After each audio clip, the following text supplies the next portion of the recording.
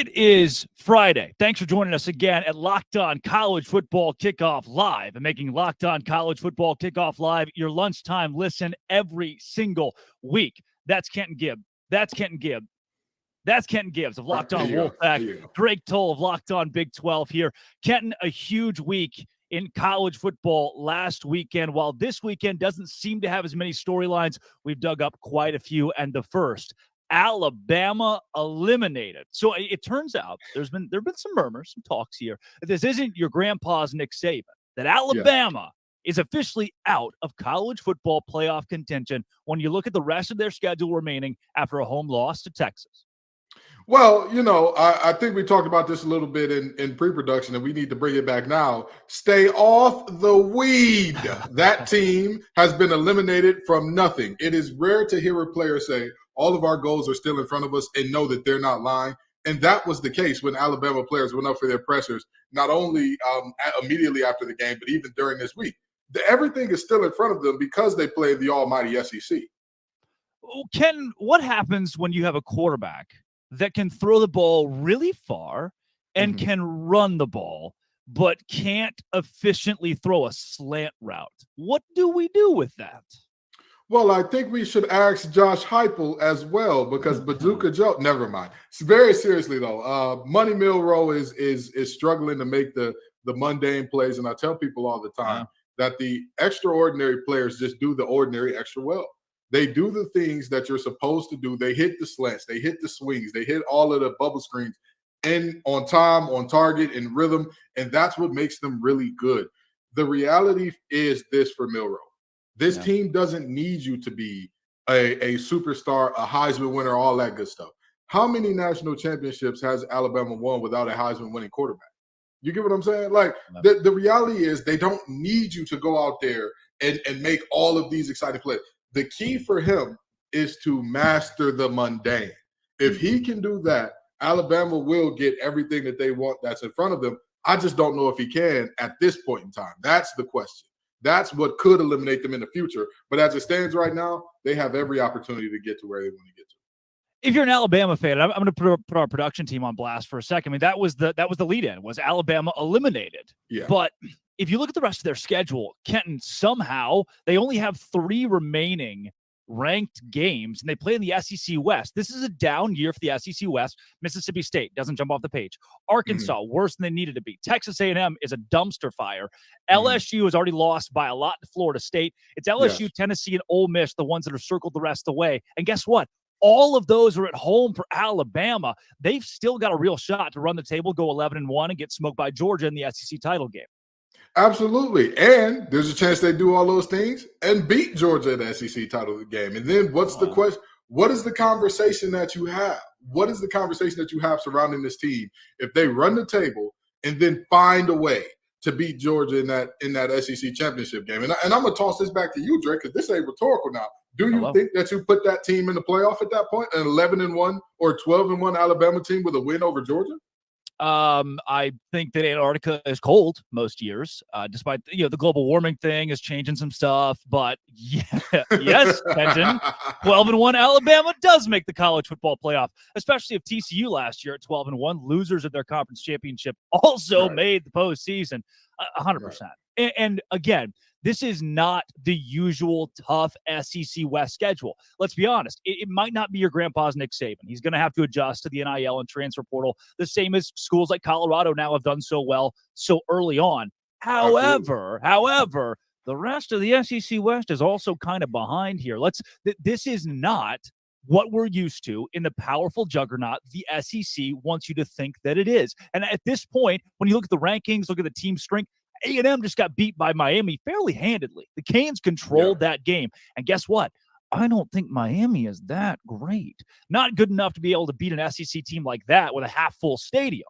This is not the SEC that we've been sold. Well, I was told that it just means more. I think it means just as much. I think the SEC means just as much. You know what I mean? And that's about it. But in all seriousness, I agree. This is not a year where you're looking at this team. So often when you talk about coming out of either side of the SEC, there have been years where we're like, you need to be a dominant force. You need to be perfection if you want to make it out of this side of the SEC.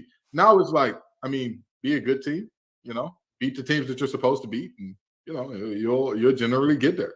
And somebody out there is throwing their phone across the room or punching their computer or they're turning the Bluetooth off in their car because I'm an SEC fan. They're Big 12 and ACC guys. They don't know no real ball. And all that stuff.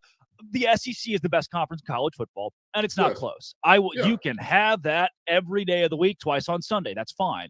But this is not as good of an SEC as we saw 2-3 years ago, especially when the West is so down. There are only 3 ranked teams in the West right now, Ole Miss, LSU, and Alabama, and one of those already got smoked by a team from the ACC. So let's be honest, the SEC is the best conference in college football. However, it's not as good as it was a year or 2 ago. Can we at least meet in the middle there, somebody, please? Well, 2 of those teams actually have already been smoked by ACC teams. You know what I mean? Like, LSU got no mouths. They got tapped out. They say, hey, at least Alabama went down fighting. LSU and Brian Kelly say, hey, listen, we're not interested in being in this game anymore. Y'all got it. We're in Orlando. We're a long way from home. The light's too bright, pissing down my leg a little bit. That's just what happened there. You know what I mean? Thank God our pants are yellow to disguise it. Looks like sweat. That's what happened with LSU, okay? And so I'm not sure that I can definitively say the SEC is the best conference in football. Now, granted, this could just be because you don't have to. You don't have to. I will. So continue. This could be because the SEC was the best by a mile in the past, and that gap has closed from a wide chasm to like, we got to look at this thing one for one. But I mean, in that same regard, you could also say the results so far this season have said, as far as out-of-conference matchups against fellow Power 5 teams, the SEC just ain't it, with all due respect. Okay, well, with all due respect, you're wrong.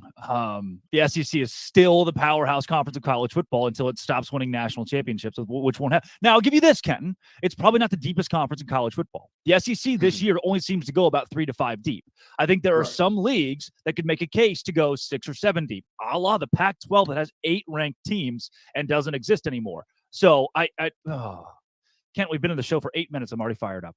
You know what? Speaking of fired up, Jay Stevens of Locked On Buckeyes is fired up's the word, I guess.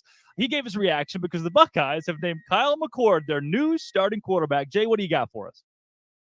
But the Buckeyes, 2 games in, 2-0. Kyle McCord started the first 2 games against Indiana, against Youngstown State, and going into week 3, I think this is a great move by Ryan Day. Now, the quarterback battle has gotten a lot of attention here and a lot of attention other places as well because it's important. Who your starting quarterback is pivotal to how successful your team is going to be. Now, we've all looked at also, hey, is this going to be the 2015 season, or is it going to be X, Y, or Z, or is Ohio State going to have to make a move like Nick Saban did in the Natty, pulling Jalen Hurts, putting in Tua, then ultimately going in there and winning the national championship, making that monumental move at halftime of that game. I don't know if that's going to happen or going to be needed to happen, but this isn't 2015. This is not the same situation as Alabama and Tua and Jalen Hurts. This is the Buckeye situation where you have 2 guys at Ohio State who are really good football players. One guy's a little bit more green than the other. The one guy who is not as green as the other, and McCord, has played quite a bit of ball. A little bit of ball over the past couple of years as he's been a Buckeye quarterback at his first start in 2021 against Akron. Stroud did not play. McCord comes in. I believe he threw for over 300 passing yards in that game, just to give you a little thought and a little taste of what McCord did during his first game starting as the quarterback for the Ohio State Buckeyes. But this is different than 2021. This is a bigger, different animal. You're going into this season with a quarterback battle that is ultimately over. Now, if the quarterback battle is over, that is not the end of the 2-quarterback system that Ryan Day is possibly going to use. Ryan Day made a comment saying Devin Brown is still going to play. Great. I have made my spill. I've said my things about this very topic. There are numerous games on the Buckeye schedule that 2 quarterbacks should play. Not because of a 2-quarterback system being the best way to win the game, but because the game should be so out of hand, the backup needs to come in to give the starter some rest and the rest of his body, but also to allow the backup to get a little bit of playing time. All right, 2 things. The first, I still want Jay Stevens to narrate my life.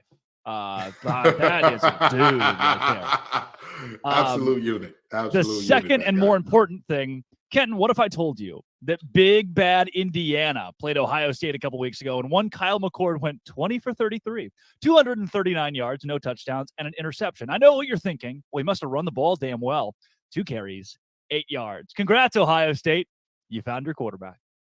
I mean, listen, at the end of the day, we're not there for the practices every day and all that, and we're not there for the ins and outs of who looks best and all that. But I'll tell you, if McCord continues with this type of play, that's not going to be their quarterback for very long. No. Like Ryan Day didn't say, so for example, if we look at the NFL, Kyle Shanahan said Brock Purdy would have to melt in practice to not be the starter, right? Yeah. Ryan Day didn't say anything along those lines. He said, hey, this is our guy. This is who's going to be our starting quarterback. This is who we're rocking out with. This is who we believe gives us the best chance to win. So with that being said, there's always that asterisk of even whether the coach says this out loud or not, is like it adds a little respect from me personally. But that asterisk of, and that's what it is for right now. He gives us the best chance to win right now. He didn't want to say that, but that's the reality, right? Like this isn't a situation where McCord is the guy and there's nothing he can do. Go ahead and have a 3-interception game, brother. See what happens there. Yeah, I mean, he played fine against Youngstown State. I had a couple stats against Youngstown State as well. So you're looking at a quarterback in Kyle McCord that doesn't strike fear in college football. Like it's almost a Beck or a Milroe right now that I look at and I think, still a lot to prove there before I can buy this young quarterback at a powerhouse school. Staying in the Big Ten to Michigan State. Holy cow, this whole Mel Tucker deal is nuts, Kenton. So basically, to unwrap this a bit, so there was a sexual assault survivor and advocate who came to Michigan State's campus on an invite from Mel Tucker, the same guy who signed a 10-year contract with the school. So she comes there, they strike up a relationship that is strictly platonic, and then there is a lewd phone conversation that he takes on with her, unwarranted, unwanted. So along with this, when all of this breaks out, and he is interviewed by her attorneys, her team, he lies about the whole thing, where he was, what he was doing, the nature of the phone call, and it has come out that objectively Mel Tucker lied about a lot of stuff. And usually what do you do when you're guilty? Kenton, you lie about the little things. The way that I see this, Michigan State was already thinking, oh no, we gave this guy a 10-year deal. Well, this could be bad. The buyout's huge. They were thinking, wouldn't be the worst if something happened for cause. Yeah. And he gave it to them. Michigan State didn't have to drub this up or dig around. Mel Tucker just said, oh, hey, do you need to fire me? Here, I'm going to do something really bad that while married, by the way, if you want to add that little nugget in there too. Yes. And he gave them a reason to say, all right, let's part ways. So first thing first, to save Locked On's lawyers a lot of headache here, all of this is alleged, right? This is all the information that we have. This is alleged. Very nice. We are not saying that we know the facts of this case. Per USA Today, by the way. Let's go. Exactly. Per USA Today. Yeah. These are the facts that we're getting secondhand or third-hand with. Mm-hmm. With that being said, a lot of people are harping on the 27 phone calls all at night and whether or not it was consensual or not. This man had a morality clause in his contract, as most 9-10-figure contracts do. Ladies, gentlemen, non-binary folks, adults, children, and different, anybody listening to this show, if you have a life-changing amount of money on the line, even if you have a day-changing amount of money on the line, do not do anything that can compromise that. That is absolutely unnecessary, because even if we say, hey, nothing illegal was done here, there were no laws violated, you still violated the morality clause. That's still an objective fact. That's still so, this is a black eye on, college football and on Michigan State as a whole with everything that they've been dealing with so far lately. And I'm going to make one last point and kick it back to you on this one. I've been hearing a lot of, and I hate talking things like this on a sports show because it's supposed to be sports, it's supposed to be fun. Mm-hmm. I hate hearing the talk of, has Mel Tucker ruined it for other black coaches? That's not how this works. Right? Like, we weren't saying that about Rick Pitino, Bobby Petrino. Urban we Meyer, weren't saying that about Urban. I was just about to say, we're not saying this about any other coaches. Mel made a terrible decision for Mel. Bingo. Mel made a terrible decision, and he deserves all the vitriol. He deserves all the think pieces. He deserves every bit of criticism, the firing, everything that's coming his way. He deserves all of it. But that does not mean that you can use the actions of one man to castigate and denigrate an entire group of coaches that have done well. What has James Franklin done besides lose to Ohio State, Michigan? What has Deion Sanders done so far besides wear hat and shades when he's talking to reporters, which is apparently a thing now? What has Jay Norvell done?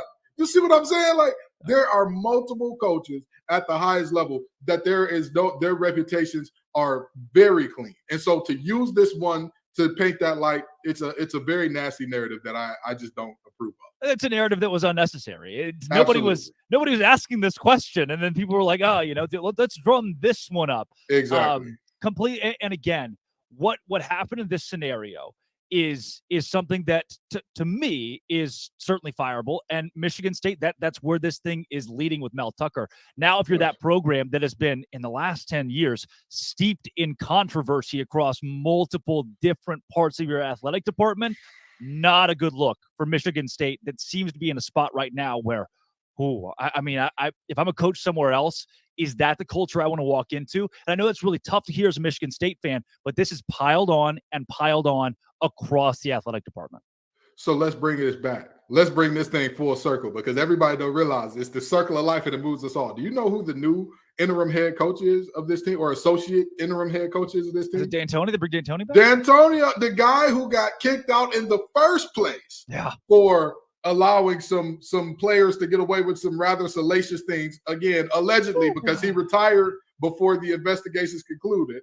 But the coach who, left under some, again, very questionable circumstances is now back. That's how far this thing has gone, and it's a very sad situation that you look at an athletic department that is from top to bottom. You just randomly see all of these stories popping up and piling on one university, to the point where it's getting to the point I wouldn't be surprised if somebody that's like over the university at large steps in and says, all right, we have to run all of the searches for these coaches. We have to institute extra policies for these coaches, because it's just a terrible situation. It really and truly is. And again, you're talking about not a program that is a stranger to controversy. You're talking about years upon years upon years of being in and out of courtrooms for inaction against these types of things. So, of course, Mel Tucker's gone. D'Antonio's back. And D'Antonio's not the head coach now, but who knows where this thing could go. Yeah. Well, Kenton, let's go back to the fun stuff. Absolutely. Let's do the lighthearted, awesome things that we love about sports.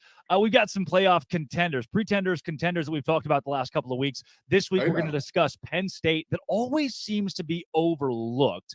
We have their host, Zach Seiko, to join us here on this show. But first, Kenton, what do you got from LinkedIn?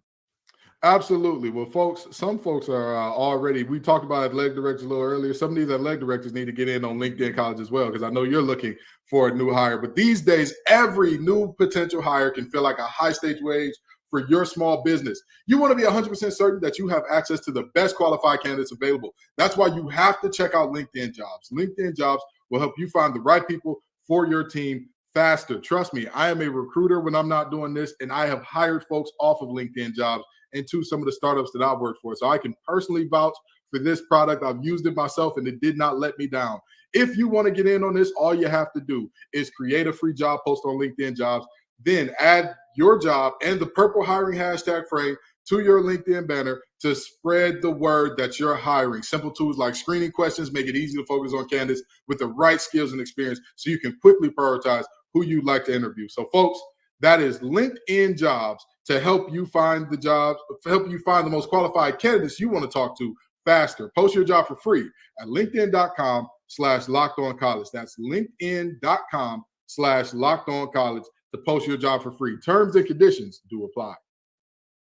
Kenton, after a couple of weeks of college football, it seems that the public has eliminated Alabama and Clemson from contention. So who is still in that picture for now? Let's bring in Locked On Nittany Lions, Zach Seiko.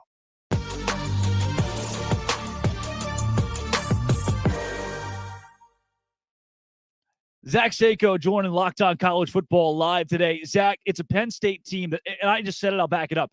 They seem overlooked every year because the big hump is trying to get over the Big Ten, win a Big Ten championship, and that's what it usually takes to get in the college football playoff. What do you make of this Penn State team, A, being overlooked, and B, that being a bonus to try to make a playoff run? Yeah, people still view Penn State as this fringe top 10 team, okay? That they're going to go 10-2. They're going to fall to the likes of Ohio State. They're definitely going to lose to Michigan. They'll finish 10-2. They'll go to a bowl game, and who knows if they play an SEC team or a Pac-12, Pac-2, Big 12, whatever. If they play that one, then they're going to win, and then they're going to look good in the spotlight. This is one of the most well-rounded Penn State teams that I've personally seen. Okay, you have the 5-star quarterback. You have a first-round pick at quarterback. You have 2 future first-round picks at running back. You have a franchise left tackle, a future top 10 pick in Olu Fashanu. The defense has a bunch of future first-round picks, whether it's Kalen King, Chop Robinson, Abdul Carter. Penn State is absolutely loaded, and they shouldn't be taken lightly. The gap has closed definitely on Ohio State. Everybody knows about Michigan, so we'll see when that contest rolls around in Beaver Stadium just how close Penn State is to a very good Wolverines team. I'm not going to try to sit here and undermine them, but I know that the gap is closed on the Buckeyes. So Penn State, if things go the way I think they do, they at least go 11-1. The question is, can they go 12-0? Okay, and you know what? I'm gonna tell you this. Okay, I'm a Cass Tech guy. You got 2 of them on your roster, and the King twins. You know. Yeah. Much love to y'all boys. With that being said, in terms of what has helped close that gap on Ohio State and even narrow the gap with Michigan, what has Penn State done to kind of even that playing field out a bit, and what typically people could look at and say, hey, Penn State's going to be great, but they can still pencil in the W. Why can't they this year? So Penn State has improved mainly because of that capability on the ground. Okay. It starts with the offensive line. You know, I'm a big believer in you win the battle up front in the trenches. Okay. The offensive line is the best that it's been. We've been saying for the past decade, because we know for the reasons that they lost the scholarships and Penn State had to focus its resources towards getting skilled guys as opposed to getting the big guys up front. But now they've really settled in. They brought in an offensive line or coordinator that is just, he recruits. He's very good at recruiting, and he's built that there's tiers to it now. They don't just have starters; they got guys that can back up the backups. And then when you have running backs who, like I said, Nicholas Singleton projects to be like a top 10 pick. Katron Allen's definitely in the first round. It's just a matter of where. Those 2 guys to go along with it. That's why they played right away as true freshmen. So even before we get to Drew Aller, Penn State, 2 seasons ago in 2021, they're playing Illinois. They went to 9 overtimes because they couldn't close out a bad team. Okay. Penn State was throwing bubble screens on 1st and 10 to try to pick up some yardage. That was their ground game because they had a Noah Kane who just didn't recover right away from the ACL surgery. And then Kevon Lee just isn't a top running back. Okay. He's okay. He's decent, but he's not the likes of Singleton and Allen here. So that's why Penn State is able to dictate the pace of the game, win time of possession, and they can go quick. And the offense is finally dynamic. It's balanced. And you have to pick your poison between Drew Aller and then Singleton and Allen in the ground game. Aller, Singleton, Allen, Lambert Smith. I mean, there are some big names in this Penn State team that I think more people across college football should know. Not saying household, but they should at least know. Do you think any of these guys have a shot at an outside shot at the Heisman Trophy? Because I look at what they do and I think, all right, all these elite teams we're talking about seem to have 1 or 2 Heisman contenders. Who is Penn State's guy? You think, all right, this dude's got a real shot to go to New York if Penn State puts this together? Aller or Singleton. Say now the discussion for Penn State has been where the explosive runs been. Where are they coming from? When are they going to be here? The wide receivers have let them down in terms of downfield blocking because Nicholas Singleton is that big play player for out of the backfield. Katron Allen, I would say, is a Heisman hopeful, but because Singleton can break off the 80-yard touchdown at any point in time, he's got the speed to do it. I would say that he's the more talented of the 2. It's no disrespect to Katron Allen, but Singleton does have that big play ability, and right now he leads the team in rushing touchdowns. For Drew Aller, you got to look at the stat line for Drew Aller. He's been extremely efficient. No turnovers, no interceptions. Granted, it's West Virginia, it's Delaware. Illinois will be the first true test. Then you got a much better defense in terms of Iowa just right after that in the whiteout. So Drew Aller is really going to get a chance to back up the pedigree and say, okay, it's not just inflated because we're playing teams that are significantly lower than us. I'm as good as advertised. My completion percentage is through the roof. I'm not turning the ball over. I look like a veteran quarterback. And then those passing, he threw for 325 and 3 touchdowns against West Virginia in week 1 because they had to. West Virginia sold out for the run, and Drew Aller showed out. So those are the 2 guys if you're going to look for Heisman contenders on this Penn State team. Absolutely. And in terms of who's a guy that nobody's thinking about, you know what I mean? Who's a guy that the nation may not know, the nation may not be thinking about in terms of right now in those, first round draft pick conversations that you say, this guy could be an X factor. This guy, if you're watching the big game, you're watching that Michigan or Ohio State game, this guy could be the guy that make the play that wins us the game. Don't be afraid to say Kobe King. I wouldn't be mad at you. I wouldn't be mad. So just because there are some guys that just don't get the due respect that are above him right now, because I like Kobe King a lot. Okay, I think he's someone that I've raved about the 3 linebackers that they have on the field all at the same time. So I'll pivot to his linebacker counterpart, and that is Curtis Jacobs. Curtis Jacobs was left off award watch list, and then NFL scouts have quietly said, "Hey, this guy is a top 5 linebacker in next year's NFL draft." So it's like, what are you doing at the college football level when you leave a guy off of award watch list and the NFL scouts are saying, no, this guy's pretty good. We could take him probably early on day 2, maybe on day 1, depending on how the combines go and everything else. But he's had double-digit tackles. Everyone likes to talk about Abdul Carter because he wears 11, flies all over the football field.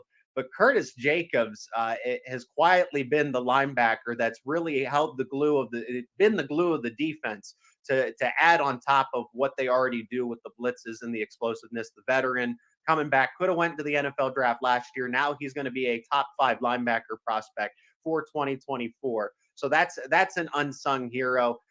As far as offense, I'll go with the tight ends, Theo Johnson and Tyler Warren. They're co-starters. They've been running a lot of 12 personnel, having 2 tight ends on the field at the same time because you can't keep them off. The offense is able to be built with the fact that they can do so much more. So they've been quiet in the passing game because Penn State's needed them to just be a helping hand when it comes to blocking, and that's fine. But Theo Johnson has been talked about as a unicorn because he's 6'6", 260, and the way that he runs is very.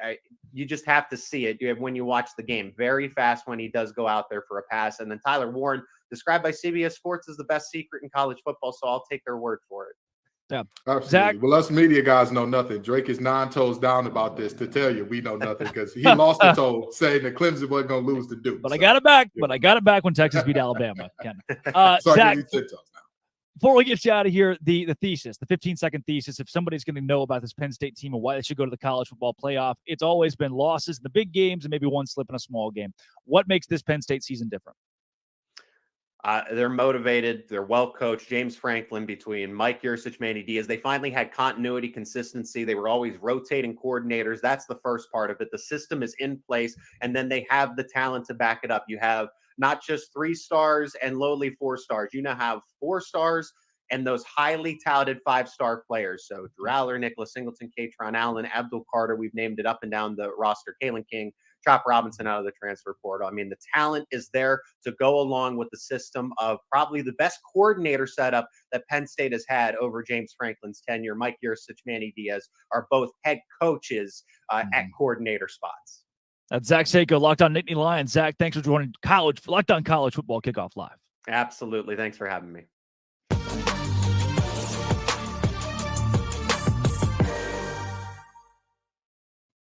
All right, Kenton, one of the biggest storylines that we've buried. We have buried the lead. Colorado, Deion Sanders. We're going to get to that a couple of times in today's show, but let's jump in right now first. This team, I mean, we were buying them last week. I guess you're still buying them this week after they dominated Nebraska in a game that was personal. I was the first one to buy stock in Colorado, and it's a hodl, baby. It's a hodl. I'm holding this thing until the wheels fall off. Now, let me tell you this. I think. Let me tell you something. Talk to me. It was a vine. You're too old. Oh, okay. All right. Well, Drake, me and you are about the same age now. Don't do me like that. The bald head is fooling you. But here's the reality. I have a lot of faith in this Colorado team. The under-over that Vegas has on them, I believe, is 6.5 at this point. I still think that they have the opportunity to get over that. I'm not necessarily buying them as a playoff team yet, because when your defense looks how they've looked at certain points in time this season, you're living on the edge a little bit. And they have to get better defensively before I can say, hey, I trust this team to be in the playoffs. And also, Travis Hunter and all that he's done, that young man is playing 110, 120 snaps a game. They need to start blowing teams out if they want him to be good and fresh for late in the season. Like, yes, we can say, hey, 110, he still looks good after week 1, going into week 2. What does that look like when you're going into USC? What does that look like when you're you're in the dog days of week 11 and you're saying to yourself, now, wait a minute, what's 110 or 120 times 11 here? You're looking at a very, very different situation when you've got a guy playing over 1,000 snaps where he's either targeted on defense or a guy that's having to go all out on offense.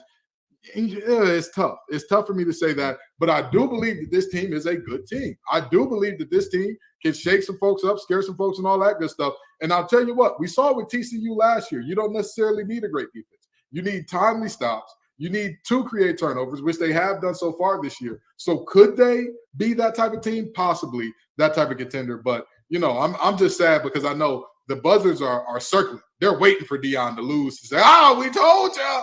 We told you. So what? That it was to Lincoln Riley and the team that's probably going to go to the playoffs or just short of playoffs. We told you all along that Colorado wasn't about it. Kenton, obviously, we'll get into this conversation later in the show, but I want to preface it. This whole Jay Norvell thing, I think Jay Norvell is a genius. Because this entire week, we've been talking about one name and one team, Deion Sanders and Colorado. Yeah. Kenton, I am the host of Locked On College Football Kickoff Live. And I had no idea who the Colorado State head coach was 3 days ago. Now I do, because Jay Norvell, marketing genius. No publicity is bad publicity. So now if you look up Deion Sanders' name, what name pops up with it? Jay Norvell. Jay Norvell. Colorado State. They've been ESPN and Fox have been in his office asking questions about Colorado all week long to him and his players. He took the attention, brought it to himself. And what did Deion Sanders say? Oh, now it's personal. Deion, it was personal last week and the week before that. And is it just going to be personal every week? Maybe they buy that within the program. But to me, on the outside of the program, it thinks, okay, at some point, this whole personal narrative has to die. Jay Norvell tried to trap Deion into sounding really weird about a really small team, right? If somebody super inferior to you says something, you usually brush them off. Not Deion. No, this made it personal. Kent, we'll get to that conversation later because I know you got a lot. I know you got I was about to say, hold on now. Hold on, but we go ahead. Go ahead. I know you got a lot to say about it. We got a lot of awesome. We got Conference Confidential coming up. We've also got to go around with Locked On Razorbacks host John Neighbors as well. But first, Conference Confidential, whatever we call that. But first, hey, what do you got for us, Kenton? All righty. Well, I got some FanDuel for you, folks. I know we're talking college football right now, but trust me, we've also got NFL action. Get ready for the NFL season with incredible offers from FanDuel, America's #1 sportsbook. Right now, new customers can bet $5 and get $200 in bonus bets guaranteed. Plus, all customers who bet $5 will get $100 off NFL Sunday ticket from YouTube and YouTube TV. You heard that right. You turn that $5, flip it into $300 worth of value potentially. Ain't that crazy? Now is the best time to join FanDuel. The app is easy to use. You can bet everything from spreads to player props and more. So visit FanDuel.com/lockedon and kick off the NFL season with an offer you don't want to miss. I'm not going to say it's an offer you can't refuse because, we're nice guys here. We don't want you to do nothing you don't want to do. It's just an offer you should get in on, okay? FanDuel, the official partner of the NFL. It's an offer you must take, or you have to cut your left pinky toe off with the rusted knife. That's what we're supposed to say, Kenton, but all right, whatever. Conference Confidential. Not a ton of big rivalry games this week. I keep hearing from people, both sides, this is a boring week of college football. You weren't saying that 4 weeks ago when you really wanted football to return, were you? Exactly. No, you weren't. And some teams, though, could be on upset alert this week, while others have opportunities to make a statement. So let's go around the country, get the latest from our Locked On Conference hosts, starting with Craig Sheeman of Locked On Big Ten.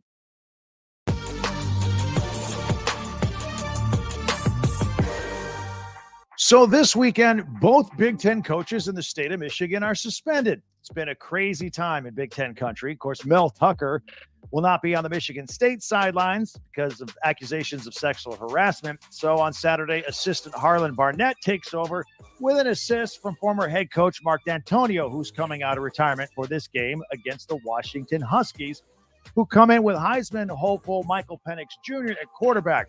and he used to be the quarterback of the Indiana Hoosiers, so he could be comfortable coming into East Lansing. He's played in this stadium before. This will be the final week of Michigan coach Jim Harbaugh's suspension, the self-imposed 3-game suspension he's been serving out. The Wolverines take on Bowling Green. Offensive coordinator Sharon Moore will handle the head coaching duties. And I heard Michigan's going with the all blues with this one. Blue jerseys, blue pants. Cool look. A couple of quarterback announcements this week, finally. Ryan Day has made it official. He has settled on Kyle McCord as the starting quarterback for the Ohio State Buckeyes. The Buckeyes host Western Kentucky for their final tune-up before next weekend's game against Notre Dame. And Tom Allen has decided on Taven Jackson as his starting quarterback moving forward for Indiana. The Hoosiers play Louisville. It's not in Bloomington this weekend. It's up in Indianapolis at Lucas Oil Stadium, home of the Indianapolis Colts. Saturday does feature one Big Ten versus Big Ten team on the schedule. Undefeated Penn State rolls into Illinois. Expect an orange-out crowd there. I don't know if it's going to compare to Penn State's white-out crowd, which is next week, by the way, against Iowa. But they're going with the all-orange. We'll see how that looks in Champaign. And the most intriguing game on the schedule, I think, might be PJ Fleck's Golden Gophers, Minnesota, hitting the road to take on Mac Brown's North Carolina Tar Heels. The Heels are 8-point favorites in this one, but I think Minnesota's defense is sneaky good. And if North Carolina Heisman candidate Drake May plays anything like he has the past couple of weeks, Minnesota's got a chance. Look, Drake May has not lit it up yet. He threw 2 interceptions in the South Carolina game, and he needed 2 overtimes to beat App State. So I'm saying it's out there to be had. And finally, don't forget, Friday Night Lights again in the Big Ten, 2-0 Maryland hosting Virginia. The Terps have a great running back in Roman Hemby, and, of course, quarterback Talia Tagovailoa. So it should be good. Enjoy the games this weekend. I'm Craig Sheeman for Locked On Big Ten.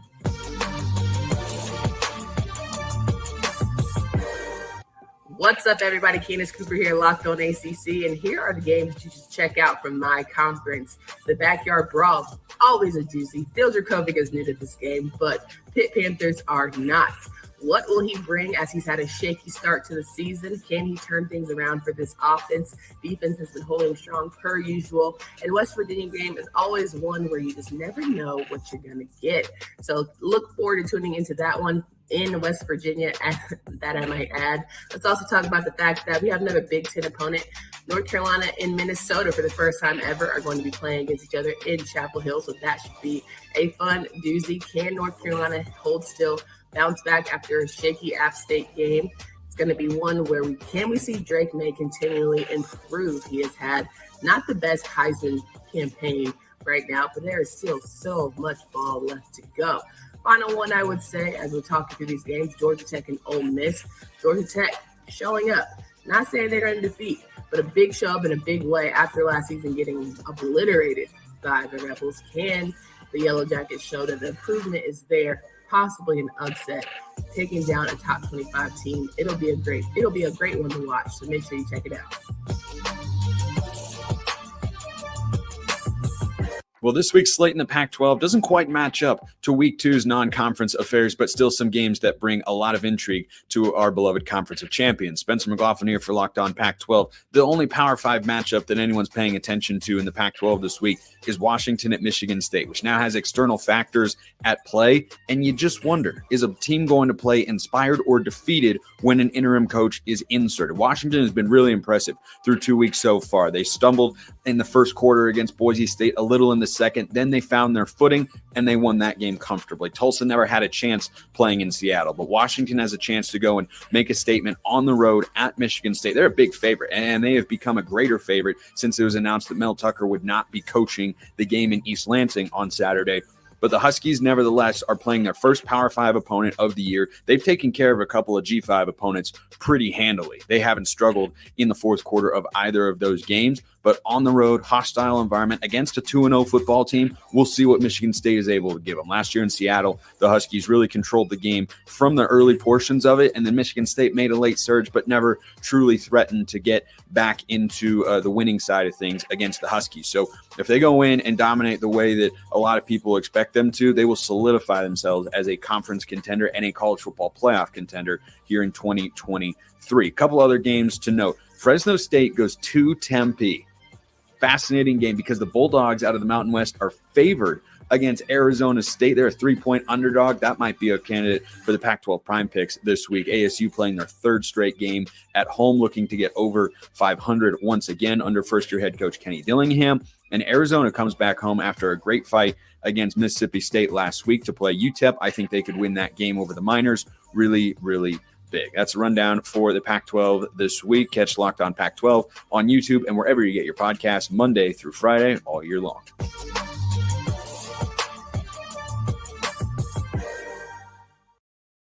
That was a look around college football here on College Football Kickoff Live with our Conference Confidential. Don't forget, big conferences, the biggest conference, the Big 12, is coming up later on in the show.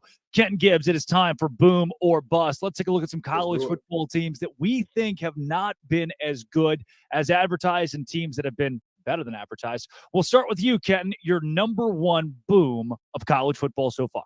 Absolutely. I mean, there were a lot of choices here. There were a lot of teams I thought have looked very, very good so far this season.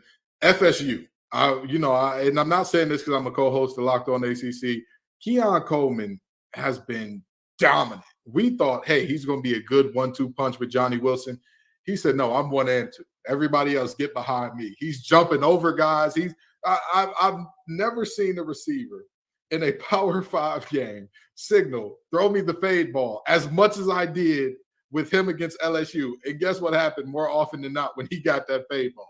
He was coming down with it. Number 4 is having a parade inside the end zone. Yeah, Skip Bayless would say. So, it was a very, very exciting time for Florida State in week 1. Week 2, of course, everybody expected them to whoop Southern Miss. Now they're going forward with more games of teams that aren't quite on pace with them, but that's not because they have a terrible schedule. It's because they're legitimately that good right now. They're looking amazing. Kent, we got a little extra time, so we'll go 2 booms and 2 busts apiece. I'll give you my boom, Washington. Michael Penix. Why are we not talking about the Huskies and what they've done so far this season? Now, look, let's be honest. The Pac-12 is not something that we were talking about before the year began. Now they have 8 ranked teams. So the Huskies schedule is not going to be easy, but they have taken care of business when they needed to. Now, and what I mean by that is there are so many squads, especially in the SEC, who have just not played anybody yet. We just haven't seen them play a team where you say, all right, here's how they stack up. This Washington squad ended last season with a 7-point win against Texas in a bowl game. They beat Boise State 56-19, beat Tulsa 43-10. The defense is good. The offense is better. This is a team that we are not talking about enough. That is a dangerous, dangerous squad to not only win the Pac-12, but also to go to the college football playoff. And I think similar to Penn State, we're skipping over that. The difference in Washington and Penn State, Washington doesn't have to play Ohio State or Michigan to get the CFP. They've got to play Cal, Michigan State, Arizona. Of course, they have the USC and Washington on there, but they also have the Stanford on their schedule. I think Washington's got a legitimate shot to go to the CFP, Kenton. They are one of my booms this year. Let's go into busts next. Who is one bust that you've got before we go back to the booms? Oh, man, I think that there are so many teams that could have fallen into this bust category so far. And I really could go in for days and days on some of the teams that haven't shown up so far this season. But I'm going to call one team to the carpet that I just have not seen anything from this season, with all due respect. Tennessee Volunteers, come on down. The way the Tennessee fans talked about Milroe not being able to pass the ball on these basic routes, the way they talked about him and his inability to read defenses, are you forgetting that Joe Milton ran out of bounds to end the game? Are you forgetting that guy's now your starting quarterback? Hey, listen, I love the nickname. Bazooka Joe is one of the best nicknames in all of sports. R.I.P. Joe Frazier. We love it on Joe Milton. We love the shirts and the NIL and all that. That boy needs to prove to me that he can hit a quick out. That offense needs to prove to me. I watched them play against Virginia, and Virginia, without Chico Bennett, their best defender and potentially best player, held their offense down until literally the last 5 minutes of the second quarter. Folks, I'm telling you right now, I'm worried about this Tennessee team. Everybody thought that Rocky Top was going to be a super tough out because of Joe Milton in this offense and Heupel in this high-powered offense. I don't know how much power that they got in it, but they need some gas power, some nuclear power, some electric, some EV power. They need all types of power because right now they're not looking like it. My bust, the Ohio State Buckeyes. And we already talked to their hosts here, Jay Stevens, on the show. what have you done for me? You sucked against Indiana. You were lackluster against Youngstown State at times. Defensively, it was 14-7 coming out of the first quarter against Youngstown State. And if you're Ohio State, that shouldn't happen. This week you get Western Kentucky, and we talk about teams finishing and doing what they're supposed to do. Ohio State's 2-0, but it feels like a fraudulent 2-0. Their quarterback feels handicapped so far. What can you do for me? He struggled so much against Indiana. He is one-dimensional. He can't run the football. McCord, I don't think, is an elite quarterback that can lead Ohio State to a Big Ten championship. You already disappointed last year by getting killed by Michigan in the regular season. We invited you to the college football playoff, and you had Georgia not just on the ropes. You had the game won late, let it slip through your fingers. And I still, there are a lot of Ohio State fans that agree with me, I don't buy this whole Ryan Day thing. Yeesh. I'm still not all the way sold on Ryan Day until this guy with the most talent in the country, with so much money, with a massive recruiting pool and big brand, until this guy can start winning a championship, until he can win a championship.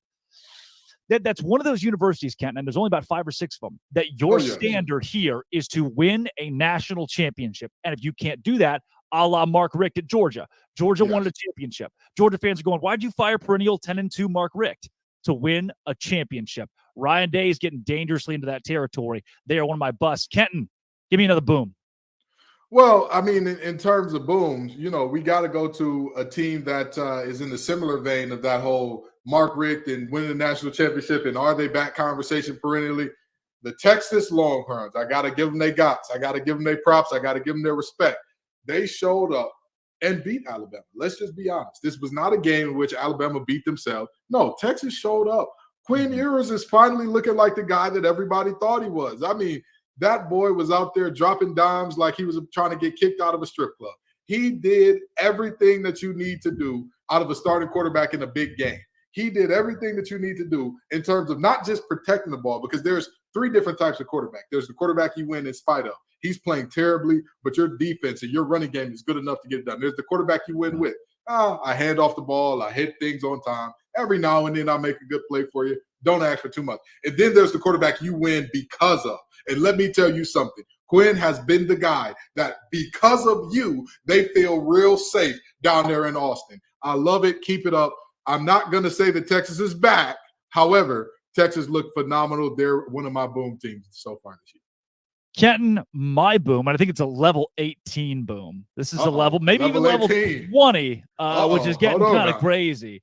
This is from our production team to you to myself, the Colorado Buffaloes. I mean, this is a team that you very well thought could be 0-2. Many had them at 1, 2, 3 wins. How do you put a Band-Aid on a bullet hole at this point? They were 1-11 last season. They've already doubled that win total. They're 2-0 with wins against TCU and Nebraska. And what I want to hone in on here for a bit is this whole Jay Norvell, Deion Sanders conversation. Because while I think Colorado is a big boom, I've got Jay Norvell as a boom this week. He put himself and his program on the map while all the talk has been about Colorado. What do you make of this? I strongly disagree with you. Whoa. He's going to be a footnote. Jay in the strongly category. Watch it. Listen. That's a level 18 disagree right there. I was just about to say, I agree to the level 18 boom. I agree to that. But I think that this is a huge bust for Jay Norvell because, number one, you're not going to be out on that field. Somebody's going to get hit in the kidneys for what you said, brother. That's the reality of what we're looking at here. But even beyond that, I very strongly feel like there are certain things that you can talk about that you can, they're fair game, right? If you say, hey, Shedeur hasn't seen a defense like ours. He's never had to throw in as tight of windows that we're going to make him go against. Hey, Travis Hunter hasn't seen receivers and DBs like ours. We're going to be all over him like a ferret on the first day of hunting season. I love it. I'm all for it. When you talk about how a man was raised, that really is. If you talk, listen, I love my mother. I know she's watching this right now. Mom, I love you. If somebody said Ken don't know how to host because, that's just, I was raised that you never use any type of vernacular English when you're speaking on television. You speak proper standard English. Now you talk about how my mother raised me. Okay, now it is personal. Now I want to beat your show because it's that personal to me because now you done disrespected my mother. That is insane. Of all the things that you have to disrespect about them, of all the things you can say, hey, they can be the glitz and glam team. We'll be the team that works hard. We'll be the team that puts our nose to the grindstone. We'll be the team with the calloused and nasty hands. They can have those manicure polished ones. We'll be the ones that have our hands like this so that we can relax at the end of this thing when we're singing our fight song. We're playing Katie Dids at the doorstep in the end zone. But you don't talk about a man's mama. You don't talk about the way a man was raised. That's just insane. And now you earned your team getting 50 because you made it what? Personal. He made it personal. Look, he was already going to lose by a lot. Yeah. He was already going to lose by a lot. That's right. And Deion, what was going to happen was Deion was going to dig up 3 weeks ago. Jay Norvell probably said, I think the biggest game on our schedule is Nevada, because that's the game that matters to them probably. Yeah. And Deion was going to pull that and be like, they don't respect us. They don't give us any love. Like Colorado State's overlooking us. He would take it out of context, bring it to his team, and try to make it personal. He was already going to do that with something small. Jay Norvell said, no, don't dig. I'll just give it to you. We're already going to get it just beat out of us. We're going to get killed. But let's get killed and make headlines for a couple of days. Again, no publicity is bad publicity. Everyone knows the name Jay Norvell now. And the spotlight has been turned for a moment from Deion to Jay Norvell. How does Deion respond? Of course, saying it's personal, which is the same thing he said last week and the week before that. This is like a reoccurring thing for Deion. And Jay Norvell just said, look, if it's personal for you, it can be personal for me. I take my glasses off. I take my hat off when I sit down. That's how my mama raised me. I mean, he did not, which like Matt Rule, right? Matt Rule cowered down and, he didn't double down on his words on game week. Jay Norvell said, I'm going to make it very apparent what I think about Colorado. I'm not going to dance around it. You think he's the big bad bully? Look, I can come to the table too with my own disrespect. And to me, that shows some cojones from a guy who already knew he's going to get his rocked. Oh, absolutely. Listen, I'm never going to say that he didn't pull a bold move. That if you're asking if it was bold, that's a level 100 lock. That was extremely bold. Okay, I was Batman the Brave in the bold. For those of you who remember that show. But with that being said, was it smart? Was it advantageous for his team? Absolutely not. Absolutely not. Again, this was already going to be a situation where I'm sure the dogs were going to be called off, and Travis Hunter was going to be in a hot tub by the middle of the third quarter and whatnot. But to me, again, there are certain things that are inbounds, in play. You can go for it. You can, that's college game day stuff, sign stuff. Like that's not real football stuff. That's not real. Let's talk the on the field going ons and happenings stuff to me. And I'm very much so one of those guys. It's like, keep it on the field. Any problem I have, and if I have a problem with you off the field, let it be between me and you as men. Let it be between. Don't bring my wife into it. Don't bring my kids into it. Don't bring my mama into it. Those are things to me that when you bring that in there, even if he was just doing his job to sell the fight, right? Because we've all seen this with boxers and UFC fighters. Like, If you talk to the guy, he's the most humble guy in the world and doesn't really like doing that. But he's like, hey, I talked the way I did because I needed to sell the fight. Sure, you don't sell the fight with mama. You don't sell the fight with mama because now we fighting here and in the ring. We gonna fight here first, and then you're gonna get whooped on in the ring. But for him, Deion is an old man. He ain't gonna put hands on you. He just gonna say, hey, Travis, go deep. Hey, Shador, hit Travis behind that 5'8" corner that runs a 4.7. Go ahead. That's what we're going to do. Well, Jay Norvell asked for it. He's going to get his. He was already going to get his. It will now be doubled, and a level 18 lock can be Colorado minus 24, whatever it is. Because Deion Sanders is going to make sure, because it's what? What was that P word? Personal. It's personal. It's personal for Deion Sanders. And Kenton, if you were to ask Deion Sanders, hey, Deion, what's your LinkedIn profile? What would he think? What word would he use? It starts with a P.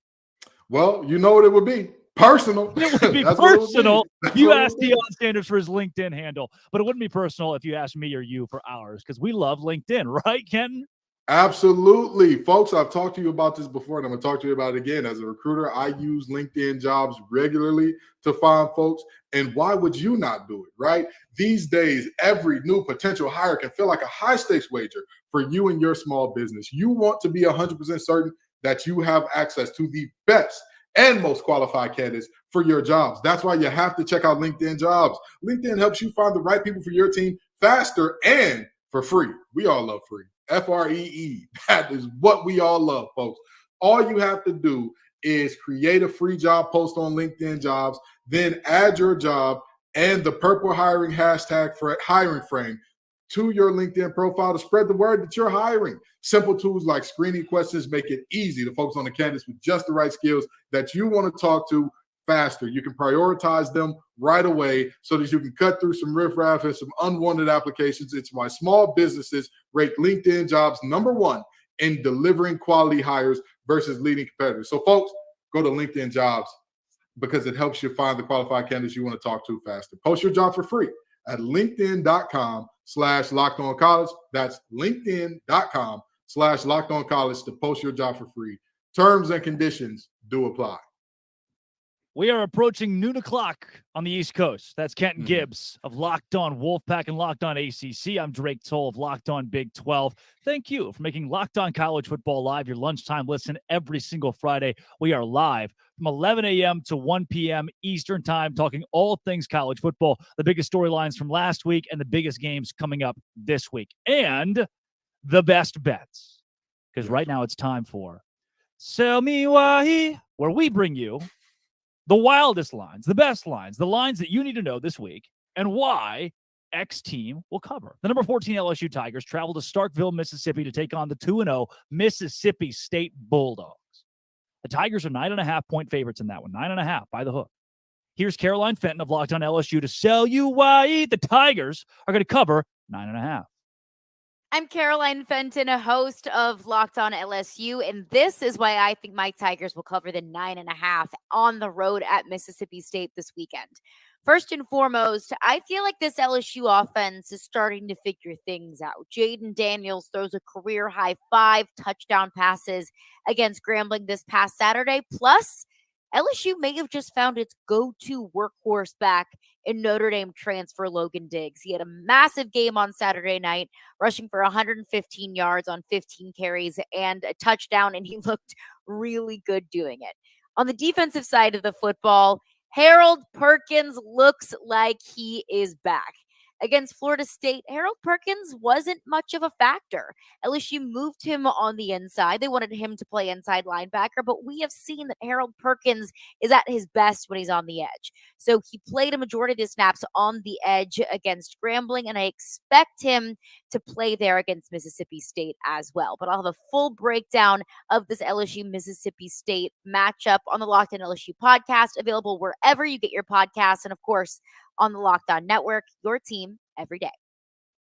Yeah, Kenton, this game to me, LSU lost to Florida State by a lot of points. Take some of the moxie out of what this program has. And people, as they do in college football, are already questioning Brian Kelly because that's what we do now. After 14 games as a head coach, the guy's not ready. He can't handle it. Against a Mississippi State team, granted, it's on the road at 11 a.m. on ESPN. This is the one game that just feels like a snoozer where LSU wins it 24-14. You look back and go, they covered, but I didn't really enjoy watching that. You know, I'm going to tell you this, okay? The segment is called Sell Me Why, and I want it that way in terms of believing that LSU is going to cover this. I think that this is a fairly easy one. I mean, here's the thing. Mississippi State, they are, they've been through a lot in terms of the loss of Mike Leach and kind of recovering from that and kind of growing from that. And I don't see this as a team that's quite ready. I don't see this as a team that I'm saying, hey, I deeply believe that this Mississippi State team can get a win done here. I just don't. I'm sorry. Say what you want about me. I have seen nothing from Mississippi State to say that this is a really quality team. And with that being said, I want to take it here for a minute. Yes, LSU got tapped out by Florida State. Absolutely. No ifs, ands, or buts about that. But do you know what happens with a lot of teams in college football? And this is something that I stand by. Nobody's going to get me to come up off of. A lot of teams are front runners, and that's what LSU is. They're a front runner. They're a team that when they're up and they get you down a little bit, they're going to have fun. They're going to have a party on you. They're going to do all the things. Can they get up on Will Rogers and this Mississippi State team? Absolutely. Now, the thing is, you have to get to Will Rogers early. You cannot let Harold Perkins be doing this Mike linebacker nonsense. Brother, put your hand in the dirt and go get the QB. That's what you do. That's where you're going to make your money in the league. So let's stop playing around. You go do your deal, get to Will, and you'll be just fine. But if LSU plays around, then hey, Caroline, I'm sorry, but I'm sorry, Miss Fenton, but the Bulldogs will look for real. Yeah, I think you've hit the nail on the head here. If LSU brings its family, into Starkville and struggles. Think about how consequential this game is. Mississippi State loses. All right, sweet. They lost. LSU loses or doesn't cover or looks bad. The sky is falling in Baton Rouge because that's the way things go at LSU. Everything's an overreaction for the better or worse. Kenton, we're not going to stop there with tell me why. Number 11, Tennessee is headed to the Swamp to face LinkedIn Billy. And the Florida Gators, where Tennessee is currently favored by 7.5 points. The same Florida team that got smoked by Utah. Here's Eric Kane of Locked On Vols to tell you why the Vols will cover. Not only do I think Tennessee breaks a 20-year-long streak of losing in the Swamp in Gainesville at Florida, but I think Tennessee is going to cover the 6.5 over at FanDuel. Tennessee beats Florida by more than 6.5 because, quite frankly, I think Tennessee is a better football team. It's a rivalry game. Emotions are going to be high. I think the Volunteers go down there and score early, take that crowd out of the football game, and it has a nice combination of Joe Milton throwing the football, but also Jalen Wright running the football, averaging over 9 yards a carry so far this season. Tennessee's run game is really good. With the new clock rules, you can kind of ice that game in the second half, and Florida needs to run the football to be successful, but I think Florida's going to be playing from behind, and I don't trust Graham Mertz to win a football game with his right arm. I like Tennessee's roster better. I think Tennessee's got a better collection of players, young guys in the secondary for Florida. I think Tennessee exploits that, and I like the Volunteers to cover the 6.5-point spread down in the Swamp and pick up its first victory over Florida in the Swamp since 2003. A huge win for Tennessee is probably going to happen this weekend, and it's going to set the scene for what's to come later in the year. It's always a big game between Tennessee and Florida, and the Volunteers are going to be a lock to cover that spread. 2003. I wasn't even alive in 2003. That's been a long time since Tennessee won at Florida. What are we doing here? I mean, it's a rivalry night the game. Same age group. I did not know you were born after 2003. You know, like, what are we going to do here with this game? What do we do, Kenton? I just don't. It's a rivalry game. Do you buy 7.5? Yeah. Oh, absolutely. Absolutely. He sold me and I'm buying it. Let me tell you why. That Florida team, you know, y'all not calling them LinkedIn Billy for no reason. One of our producers is Brandon Olsen from Locked On Florida and Locked On Gators, rather. And let me tell you something. If he is okay with us calling LinkedIn Billy, then I think that there's some things going on down there that are just a little bit problematic. With that being said, while I don't have a ton of faith in Tennessee's offense to get it going right away, I also don't have any faith in Florida's defense. I don't have faith in Florida's offense either. At least with Tennessee, I look at their defense and I say, hey, those boys can get it done. They can absolutely get it done defensively, which is surprising when you think about how people talk about Josh Heupel in that offense. But the reality is, I'm looking at Tennessee and I'm saying they break that 20-year streak. And, you know, we also get Drake his legal license to drink at some point in time here as well, since apparently he wasn't alive in 2003. But the reality is, I think that both of those things get done today. I think that Tennessee takes care of this game. I don't think Florida has many horses in the stable to handle what Tennessee's bringing this year. Sell me why first. In this segment, FanDuel has the South Carolina Gamecocks at 27.5-point underdogs. Let's take it to the dogs. Back-to-back national champion Georgia Bulldogs and South Carolina. Here's Andrew Lyon of Locked On Gamecocks to sell us why you should take South Carolina. The spread for South Carolina's Week 3 matchup against the number 1 ranked Georgia Bulldogs has been set at plus 27.5 points by FanDuel Sportsbook. So can the Gamecocks actually cover that spread? In my humble opinion, they absolutely can. Since the start of the 2021 football season, the Georgia Bulldogs have been listed as home favorites by the odds makers on 14 separate occasions. But Kirby Smart's squad has only covered the spread in 5 of those ball games. One of the times that they did not cover the spread was against Shane Beamer's Gamecocks back in the 2021 season. Considering all the talent and depth that Shane Beamer has accumulated in Columbia since that matchup and the inexperience and injury question marks that Georgia possesses right now, the Gamecocks, in my opinion, are a shoo-in to cover that spread in Athens this Saturday. Yeah, Kenton, you taking the Gamecocks here? Absolutely not. My brother in Christ, they couldn't run the ball on Furman. Yeah. They could not run the ball on Furman. I'm sorry. You cannot convince me. We talked about this earlier with our friend from Locked On Penn State. The big boys win you and lose you games. South Carolina's big boys stink.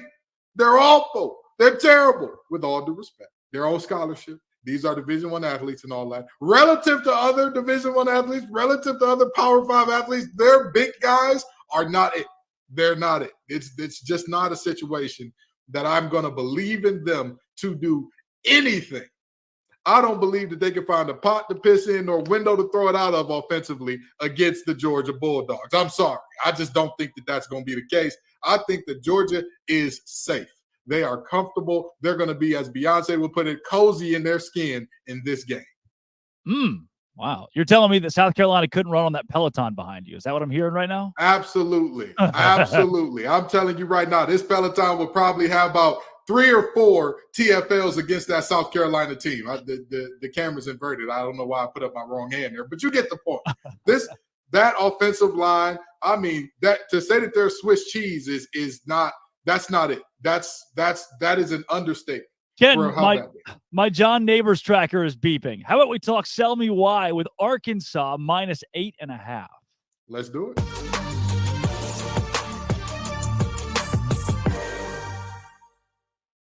John Neighbors of Locked On Razorbacks joining us here. John, Arkansas and BYU, the Hogs, after a big win over the Cougars last year in Provo, now host that same team, but without Rocket Sanders. Sell me why Arkansas minus 8.5. Well, I believe because his name is KJ Jefferson. And as long as you have KJ Jefferson, I mean, anything's possible with that guy because he can run it, he can throw it, he can truck you, he can do so many different things. And it's really going to be about his game and really the season. This team is going to go as KJ Jefferson goes. When he has KJ Jefferson type games, they're going to win. And I believe he's going to win this, have a great game in this one. And I think Arkansas is going to win this game. You know, I just want to ask this. We talked about this in terms of knowing the guys who are not as national household names in the past on this show. I want you to help me out. Who are the guys that we're going to see all over the place in this game that maybe the nation isn't used to and some of our viewers wouldn't know about? I always love Isaac Tesla, not Tesla, Tesla. But he is a wide receiver transfer that a lot of players or a lot of teams were after. And he's a possession guy. He's an athletic freak. He's not going to beat you with his insane speed, but he's just a great athlete. And I've seen a lot of great wide receivers come through Arkansas, of course, most notably Traylon Burks here recently.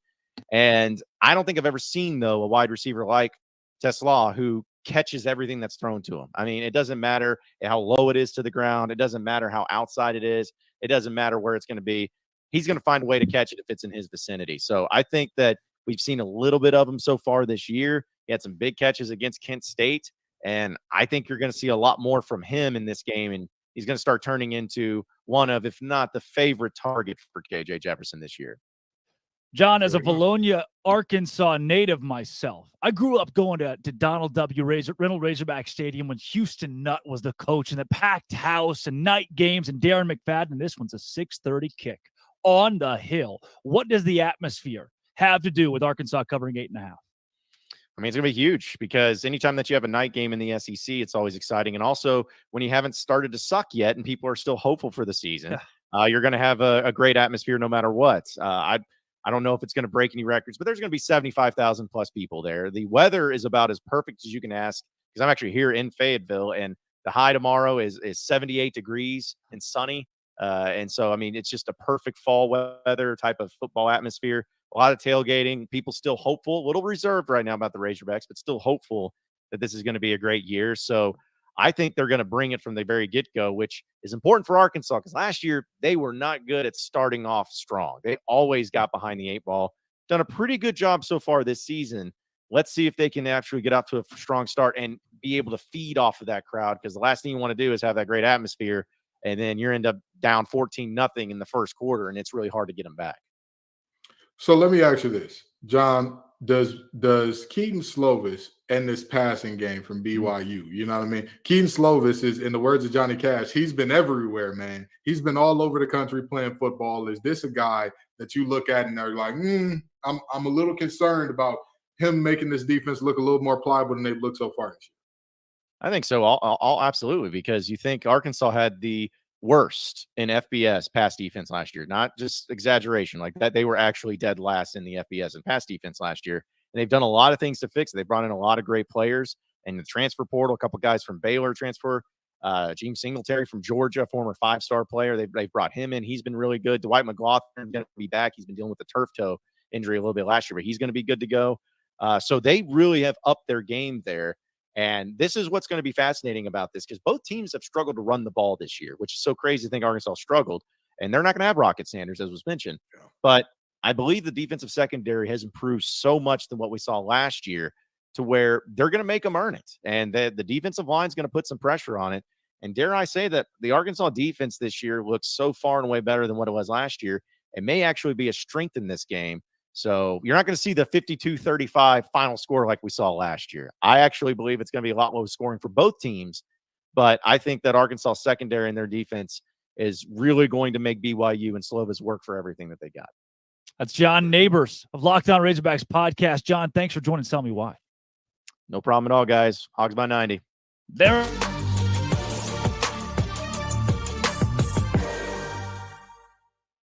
That was Sell Me Why, Kenton Gibbs. I feel sold on a couple of these. South Carolina, you feel very sold on. Arkansas, -8.5. Seems like a snoozer to me, like a 24-17. That's kind of what John sold me on. Here's like a 24. So I don't know, 90 feels a little much. But I'm sold on a few of these at least, and I will be certainly using those at FanDuel.com. Speaking of FanDuel.com, Kenton. Absolutely. Folks, we're talking about college football, and obviously we want you to, make some money there too, but get ready for the NFL season with some incredible offers from FanDuel, America's #1 sports book. Right now, new customers can bet $5 and get $200 in bonus bets guaranteed. Plus, all customers who have bet $5 will get $100 off NFL Sunday Ticket from YouTube and YouTube TV. Now is the prime time to join the FanDuel movement. The app is easy to use, and you can bet on everything from spreads to player props and more. So visit FanDuel.com/lockedon and kick off the NFL season with an offer you will not want to miss. FanDuel, the official partner of the NFL. Kenton, we heard earlier from our hosts of Locked On Big Ten, Locked On ACC, Locked On Pac-12, all that we can expect from those conferences this Saturday. Let's go around the country again to get the rest of the conference picture, starting with, to be honest with you, Kenton, I don't know if I've said this, not publicly at least, but I will never forget the last words that my grandfather said before he kicked the bucket.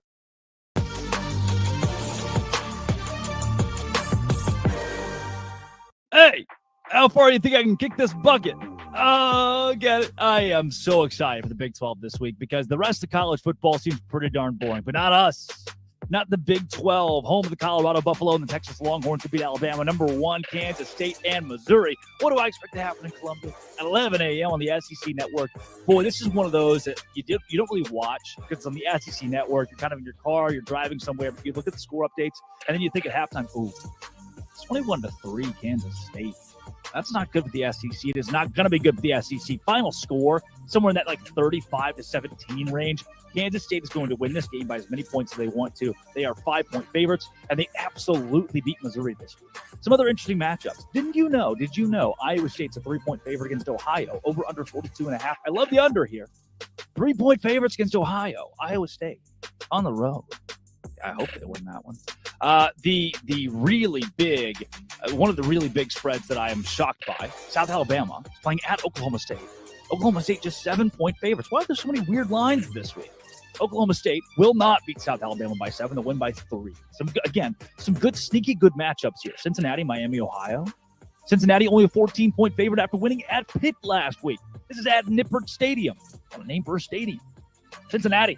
-14. I don't know why I'm giving you bets here, by the way, of these matchups that I'm breaking down. I love Emory Jones, the quarterback for Cincinnati, is great. Some of the bigger games as well. Arkansas hosts BYU. This was a shootout last year that BYU ultimately lost. I think BYU probably loses again this week as well, but we're not going to be able to tell much about the Cougars. Are they good?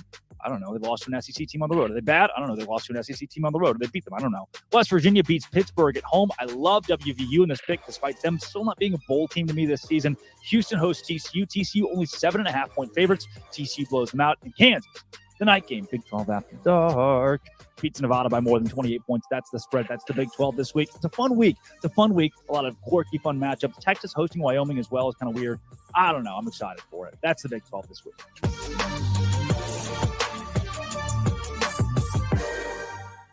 Three big conference games in the SEC this weekend. We start with number 14, LSU at 2-0 Mississippi State. Surprised. LSU opened at a 9.5-point favorite according to FanDuel. I thought it'd be closer to 5 or 6. LSU leads the SEC at 540 yards of offense per game, but State running back Woody Marks, he leads the SEC in rushing through 2 weeks. LSU has won 20 of 23 matchups. I like LSU to win, but State to cover. Also, it's 1-1 South Carolina at number 1 Georgia. Gamecocks around a 4-touchdown underdog. Spencer Rattler completing 83% of his passes this year. He's been solid. Yes, he was sacked 9 times in the opener against UNC, but Georgia, only 1 sack through 2 games played so far, and that was Tennessee Martin and Ball State. If the Gamecocks can keep Rattler upright, I think they cover that massive point spread, but I think the talent of Georgia wins down the stretch. Georgia on a 19-game win streak, that expands to 20. Lastly, the SEC game of the week, it's number 11 Tennessee at 1-1 Florida. The Gators, only a 6-point home underdog. Danger spot for Tennessee. Joe Milton has not set the world on fire through his first 2 weeks since taking over for Hendon Hooker last year.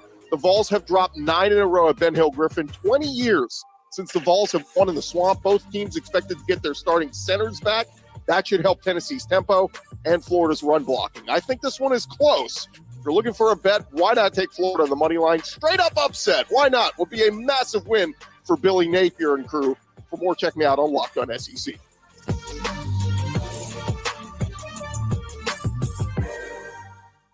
Dave Schultz with your Week 3 Sun Belt preview. More Power 5 matchups for the Sun Belt. You have some sneaky ball games. The Power 5 teams may be on upset alert.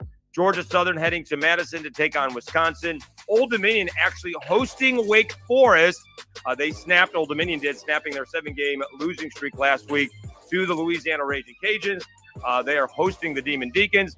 And South Alabama is heading to Oklahoma State. If the Jaguars can ever figure out what they're doing on the football field, they'd have a shot against the Cowboys, who have a 3-man quarterback rotation. Bad news for the Jaguars, though. Devin Boyson not playing this week, and I think his season is in jeopardy moving forward. We're waiting to hear official word. You also have some good Group of 5 matchups. You do have App State hosting East Carolina, and you do have Southern Miss taking on Tulane in Hattiesburg.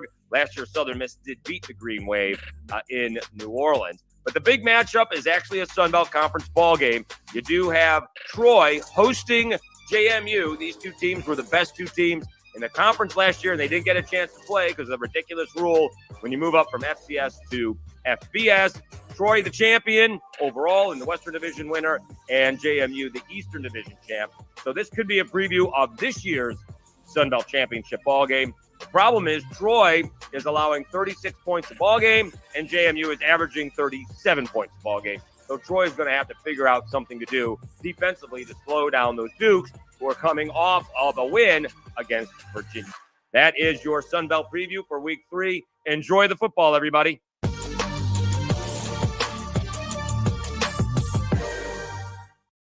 Kenton Gibbs, a look around college football there. We've done both of our conference confidentials. I mean, last week it was Alabama and Texas. Yeah. This week it's maybe Tennessee can sneak up on Florida in the Swamp. Is anything really getting your attention here? Because it does seem like I don't want to say a down week, but it's certainly not as entertaining of a week as it was last week. I'm going to tell you this. Whenever we hear the words down week about college football, sit down and watch college football. Yeah. Let me tell you, you're going to see a bunch of exciting games this week that are much closer than they're supposed to be. You're going to look up all of a sudden, wait a minute. What happened? I thought this Oklahoma State, South Alabama game was supposed to be boring, dry, nobody doing anything special. Next thing you know, you're watching a very quality football game with 2 teams competing to the end here. Again, just 4 weeks ago, we were begging, crying, and throwing up. Please, we're tired of watching the Little League World Series. Give us some football. With all due respect to the little fellas playing in the Little League World Series, It's a hell of a show, man. It is. It's great. It ain't football, okay? It ain't football. We know that that's king in America.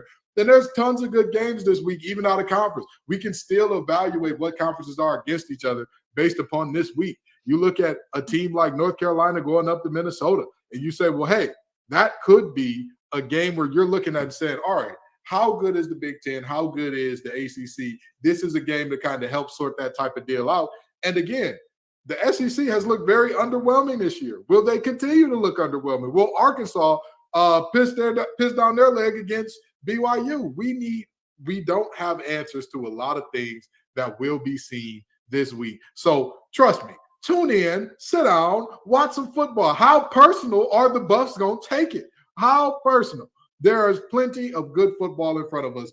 Just watch it. Just watch it, okay? Yeah, I am. I look around the assorted conferences, and it's tough to name which one has the best slate.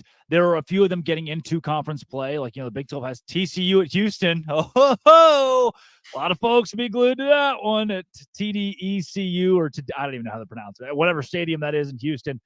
Going over to the SEC, you're Alabama. How do you bounce back on the road against South Florida at Raymond James Stadium? Tennessee and Florida doesn't have the luster that it usually does because Florida's going to fire their coach.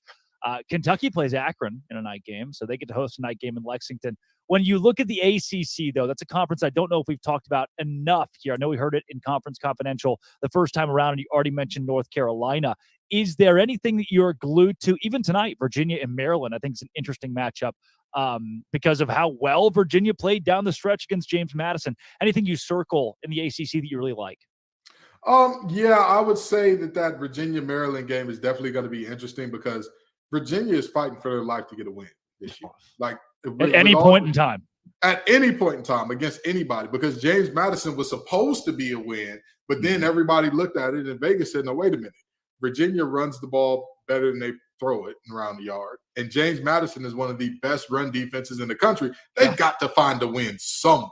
If Tony Elliott ain't to go 0-12, they've got to find one. They've got to do some digging and searching and hoping and wishing to get themselves one here. So I think that game could for sure be good. But I think that I go back to that Minnesota and UNC game as a game that you're going to learn a lot. You're going to learn a lot because people feel like the App State game App State kind of caught UNC off guard, despite the fact that App State put up 40 in the fourth quarter to kind of make that a game last year and take it into overtime and whatnot. Or actually not taking it in overtime, come just a extra point short of taking it in overtime, rather. People still think that UNC overlooked that team. You're not overlooking Minnesota. No. That's not happening, with all due respect. That may not be a powerhouse Minnesota, right? Like that's not the case. But with that being said, this is still a team this is a Power 5 team. You're on the road. Show some respect. Show up ready to play, or else you'll get ran up out of there. Yeah. Kenton, it is time for one of my favorite segments, and it is the new LinkedIn updated profiles for many head coaches across college football. Tell us a bit about the old LinkedIn thing. Absolutely. Listen, athletic directors, I know that some of y'all are going to be looking for new head coaches after this season. I've seen it already, but we're talking about small business right now. And these days, every potential new hire can feel like a high stakes wager for your small business. And you want to be 100% certain that you have access to the best qualified candidates. That's why you have to check out LinkedIn Jobs. LinkedIn Jobs helps you find the right people for your team faster and for free. Trust me, all you have to do is go and post that free job on LinkedIn Jobs, then add your job in the purple hiring hashtag frame to your LinkedIn profile to spread the word that you're hiring. And simple tools like screening questions make it easy to focus on the candidates with just the right skills and abilities and experience so you can quickly prioritize who you want to talk to. It's why small businesses rate LinkedIn Jobs #1 in delivering quality hires versus leading competitors. LinkedIn Jobs helps you to find the qualified candidates you want to talk to faster. Post your job for free at linkedin.com/lockedoncollege. That's linkedin.com/lockedoncollege to post your job for free. Terms and conditions do apply. Hey, Kenton, is my Wi-Fi coming through okay? Can you see me all right? Yeah, I can see.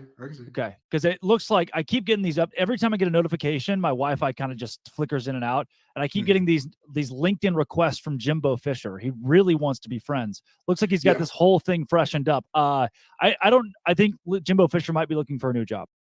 Yeah, well, Jimbo ain't the only one. Jimbo's looking for a new job, but he ain't the only one. Billy Napier is also a couple weeks away from looking for a new job. But we'll leave Billy alone because he's new. He's new in the game. So we'll give Billy some grace. Jeff Hafley, that red bandana game, I think that they should take a book out of Penn State's page and make it the whiteout games. That way they can wave the white flag and send Jeff on his way respectfully. And I'm gonna call you Jeffrey. Jeff, can I call you Jeffrey? I'm gonna call you Jeffrey.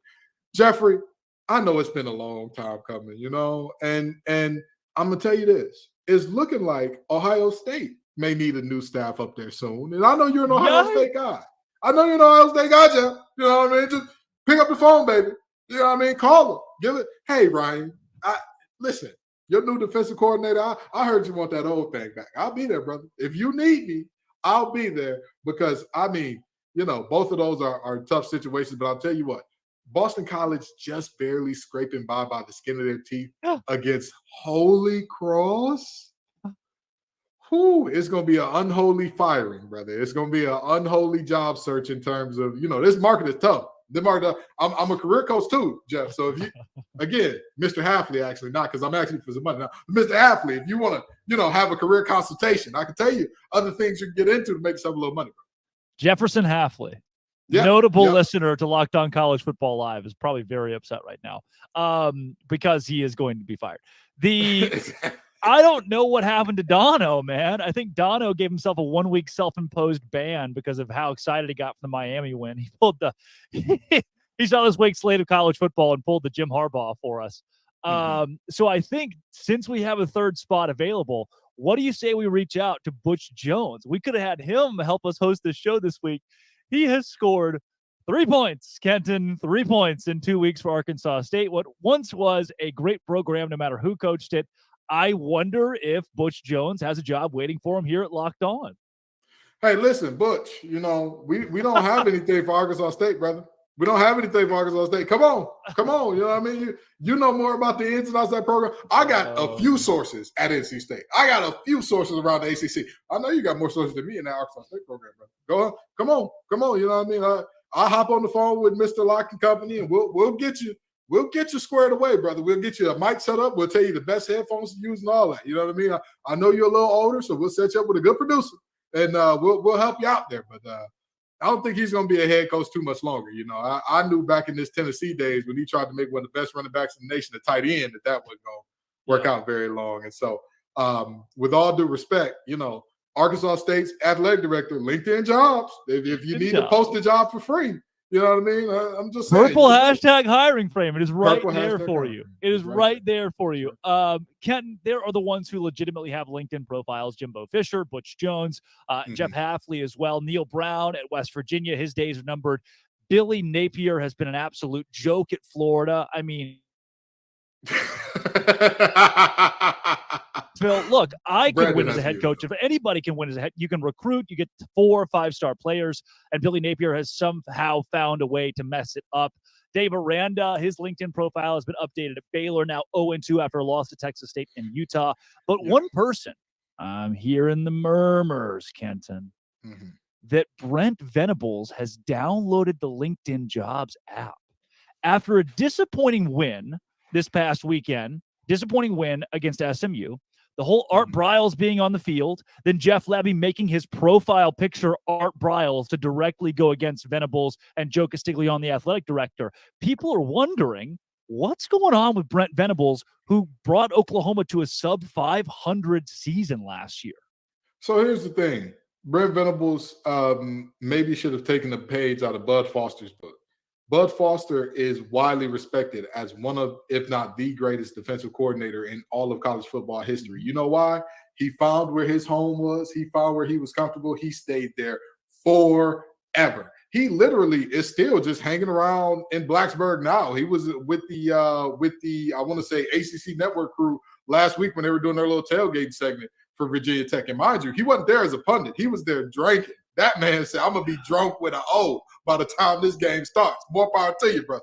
But with that being said, Brett, head coaching ain't for everybody. Everybody ain't able. You know what I mean? You gave it the old college try.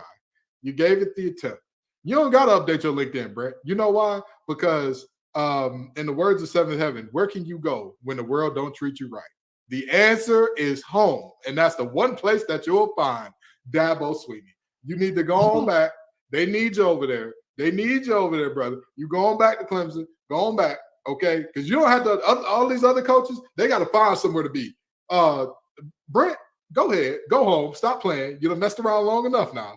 And Dabo Swinney, you ought to be standing outside of his house in Oklahoma playing Baby Come Back outside the boombox. I mean, going full Cusack on him, okay? So, that's just my opinion there. Now, that one you are too young to understand. Yes, I am. You're correct. What I love is one writer wrote, if they don't have a mess on the field at Oklahoma, they will create a mess off the field with Art Briles being in Norman. Venables era at OU is right now, he's 2-0 following last season's sub 500 season. They've got Tulsa, which should be a win on the road. But you never know with Venables so far. He's been hit or miss, certainly. And this is an Oklahoma team. They are truly in a prove-it year, because when you go sub 500 at NC State or Baylor in your first year, they're like, oh, yeah, sure. There's a progression. Yeah. There are levels to this.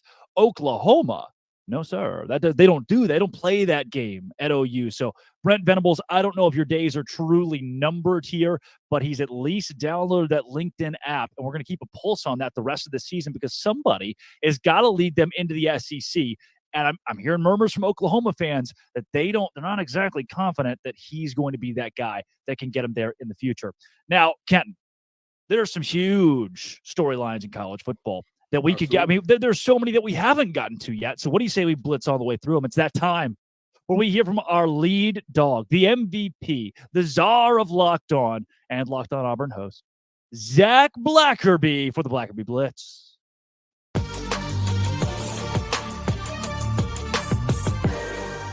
It is Zach Blackerby of Locked On Auburn. The Blackerby Blitz this week. We go through the nation's biggest headlines in college football, and Zach reacts. Zach, Deion Sanders, notable douchebag to some, savior of college football to others. He took shots this week. When Jay Norvell said, when I meet a man, I take my hat off, my glasses off, and I shake his hand. Deion didn't like that. Zach, where do you sit? Yeah, he riled up his folks, and he said, they made it personal. They made it personal. Why is Colorado State wanting to do this? It makes no sense at all. I mean, I think Colorado's got the talent advantage, and now they've got the reason to play. I mean, maybe Colorado State could have snuck up on them. Maybe. That's not happening now. I think this is a bad move, and Deion gets to keep playing the same song over and over again. People keep counting us out. People don't believe in us, and he's able to turn that onto his team and say, hey, these people doubt you, and now you can go and show them. I don't know why people keep giving him ammo, Drake. It doesn't make sense. Every week, Deion says the same thing. They don't respect us. They doubt us. And guess what? He was going to do it with Colorado State. Now Colorado State gave him a reason to, because they know they're going to lose.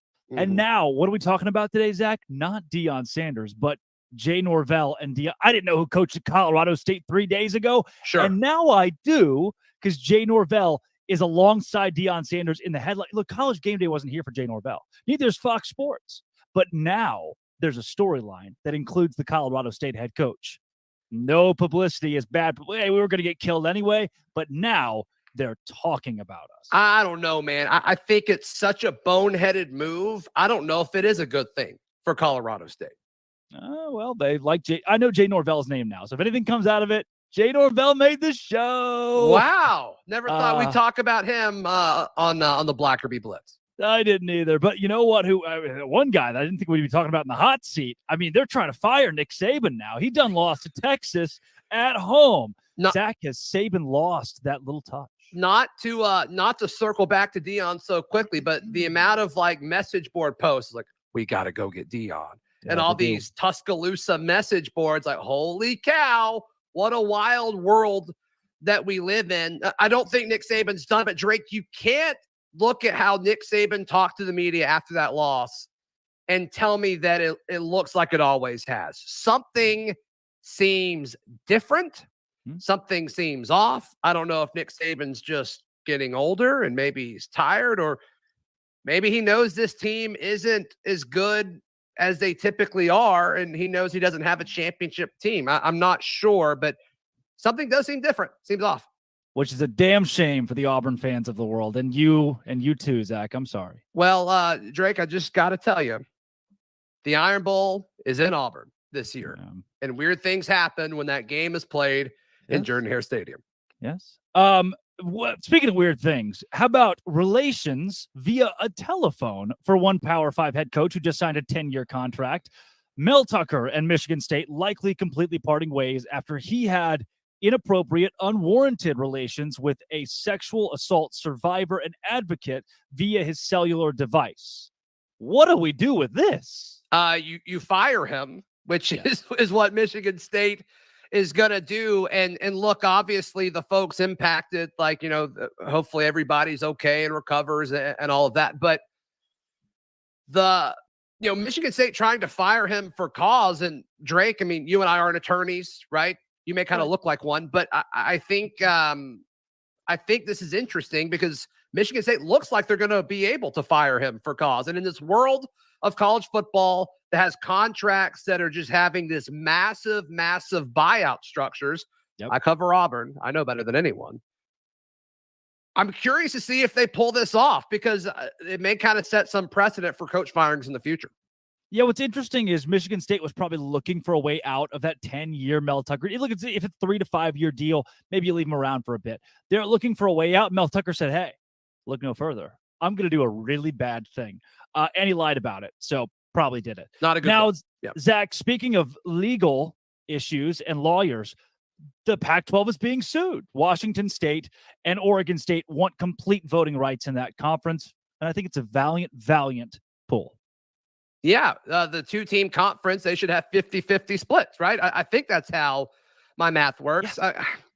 I still just don't fully understand what they're doing. And to me, it seems like with these two teams that are left, Drake, it kind of just seems like they're mad. And they're like, well, you can't shut down unless you let us sue you. It's just a weird thing because I don't really know how this conference survives. And there's been talk about maybe they merge with the Mountain West or something like that. Who knows? Really unfortunate for those two programs. But to me, this just feels like, okay, we're upset. We've got to do something. Hey, Pac-12, we hate you. Yeah. Well, they're gonna file a lawsuit, likely win the lawsuit, and at least have voting rights over where the rest of the assets of the conference go, which could end in a pretty big payday for those two schools. Maybe. Weird consolation prize to go to the Mountain West.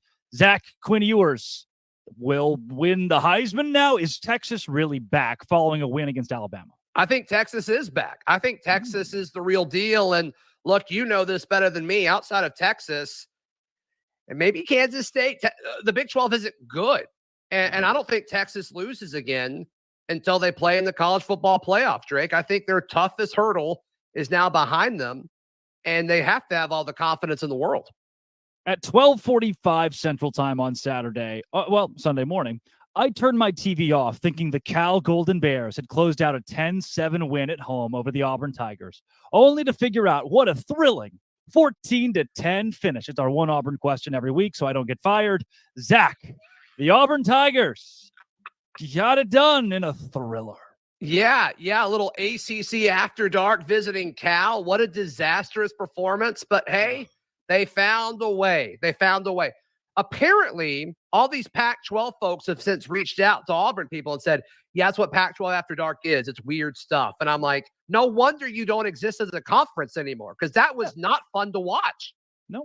Very good to go to sleep to and happy for my wallet, and thanks to FanDuel, that Auburn did win the game. That's Zach Blackerby Blitz. Top headlines in college football this week.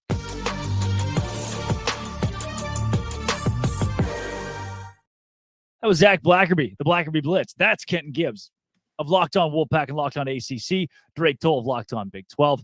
Kenton, word on the street is FanDuel. Absolutely. Folks, let's talk about FanDuel. Again, I know that it's a huge Saturday in terms of some of these matchups, and you want to get yourself some money that way by going to FanDuel. But let's also talk about some of the games tomorrow. Get ready for the NFL season with incredible offers from FanDuel, America's #1 sports book. Right now, new customers can bet $5 and get $200 in bonus bets guaranteed. Plus, all customers who bet $5 will get $100 off NFL Sunday ticket from YouTube and YouTube TV. Wherever you are, you can watch your team now. Well, you know what I mean? For a very discounted rate. If you just spend $5 on FanDuel. Now is the best time to join the FanDuel app. The app is easy to use, and you can bet on everything from spreads to player props and more. So make sure that you're visiting FanDuel.com/lockedon and kick off the NFL season with an offer that you absolutely have to get in on. FanDuel, official partner of the NFL. Ken, before we go into the lock of the week this week from our friends at Locked On Bets, I do want to go back to something that we haven't mentioned a lot, and it's that word back, Texas. We've talked a lot about Alabama and the fall of the Crimson Tide. We haven't put a lot of conversation on Xavier Worthy and AD and Quinn Ewers and that whole Texas offense that was churning in Tuscaloosa. Do you think the Longhorns are BACK? Zach Blackerby hurt my feelings in the Blackerby Blitz. No, Texas is not back. If you put the proper reverence onto what Texas has been historically, again, this is the fact that I will continue to go back to until somebody gives me a reason it should not matter. From the year 2000 through 2009, over basically the course of an entire decade, even if we added in 2000 to 2010, 2 seasons where they didn't win 10 games, they had as many national championship appearances, darn near, as they had seasons with single-digit wins. Until you sustain the success, you're not back. You're not a one-off team. LSU, with all due respect, national champions, they got plenty of them. That's a one-off team to where they can win. They can go in and say, hey, we had a season where we won a national championship, and then we had a couple of down years, but we're in that time, we were still kind of good, 9-10 wins, we're good, and therefore they're back. Sure, Texas cannot claim that. Texas cannot claim back until we see sustained success, Mac Brown era success type of ball game. Until we get that, until we get a transition from a Vince Young Heisman winner to a Colt McCoy, we don't have that. Texas is back. Now, I know everybody believes in Arch Manning. Everybody believes in everyone with the Manning last name. That's why people are talking about Eli as if he's a Hall of Famer. But the fact of the matter is simple. Until they've proven this on a sustained level, no, the Horns are not back. Are they a wonderful team? Could they take it all this year? Absolutely. Are they back? No. Yeah. I do want to point to the rotating door of head coaches they've had. The lackluster record that Steve Sarkisian still has at Texas, winning a Sugar Bowl and following it up with mediocrity, and mediocrity might be a nice word for a Texas team that has such high expectations. This is a program where the culture itself has been one so toxic that from program to program across the board here, especially the big ones, the moneymakers, there seems to be some sort of disconnect, especially when it matters the most late in the year. We're always, Texas basketball, Texas women's basketball, or here they come in baseball or softball. And at the very end, when the moment's the biggest, the culture at Texas right now is to choke. Someone out there is punching their car right now. They're punching the dash.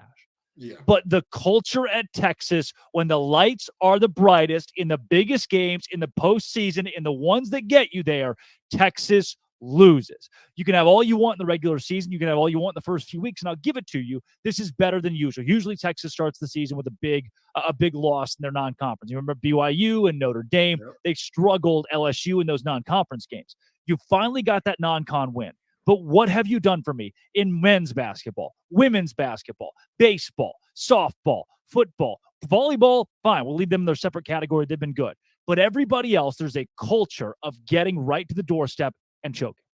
And let me say this as well. To the Texas fan that's punching your dashboard, pull your hand back and ice that thing afterwards. You're probably not going to feel good. But even beyond that, let's have a real conversation.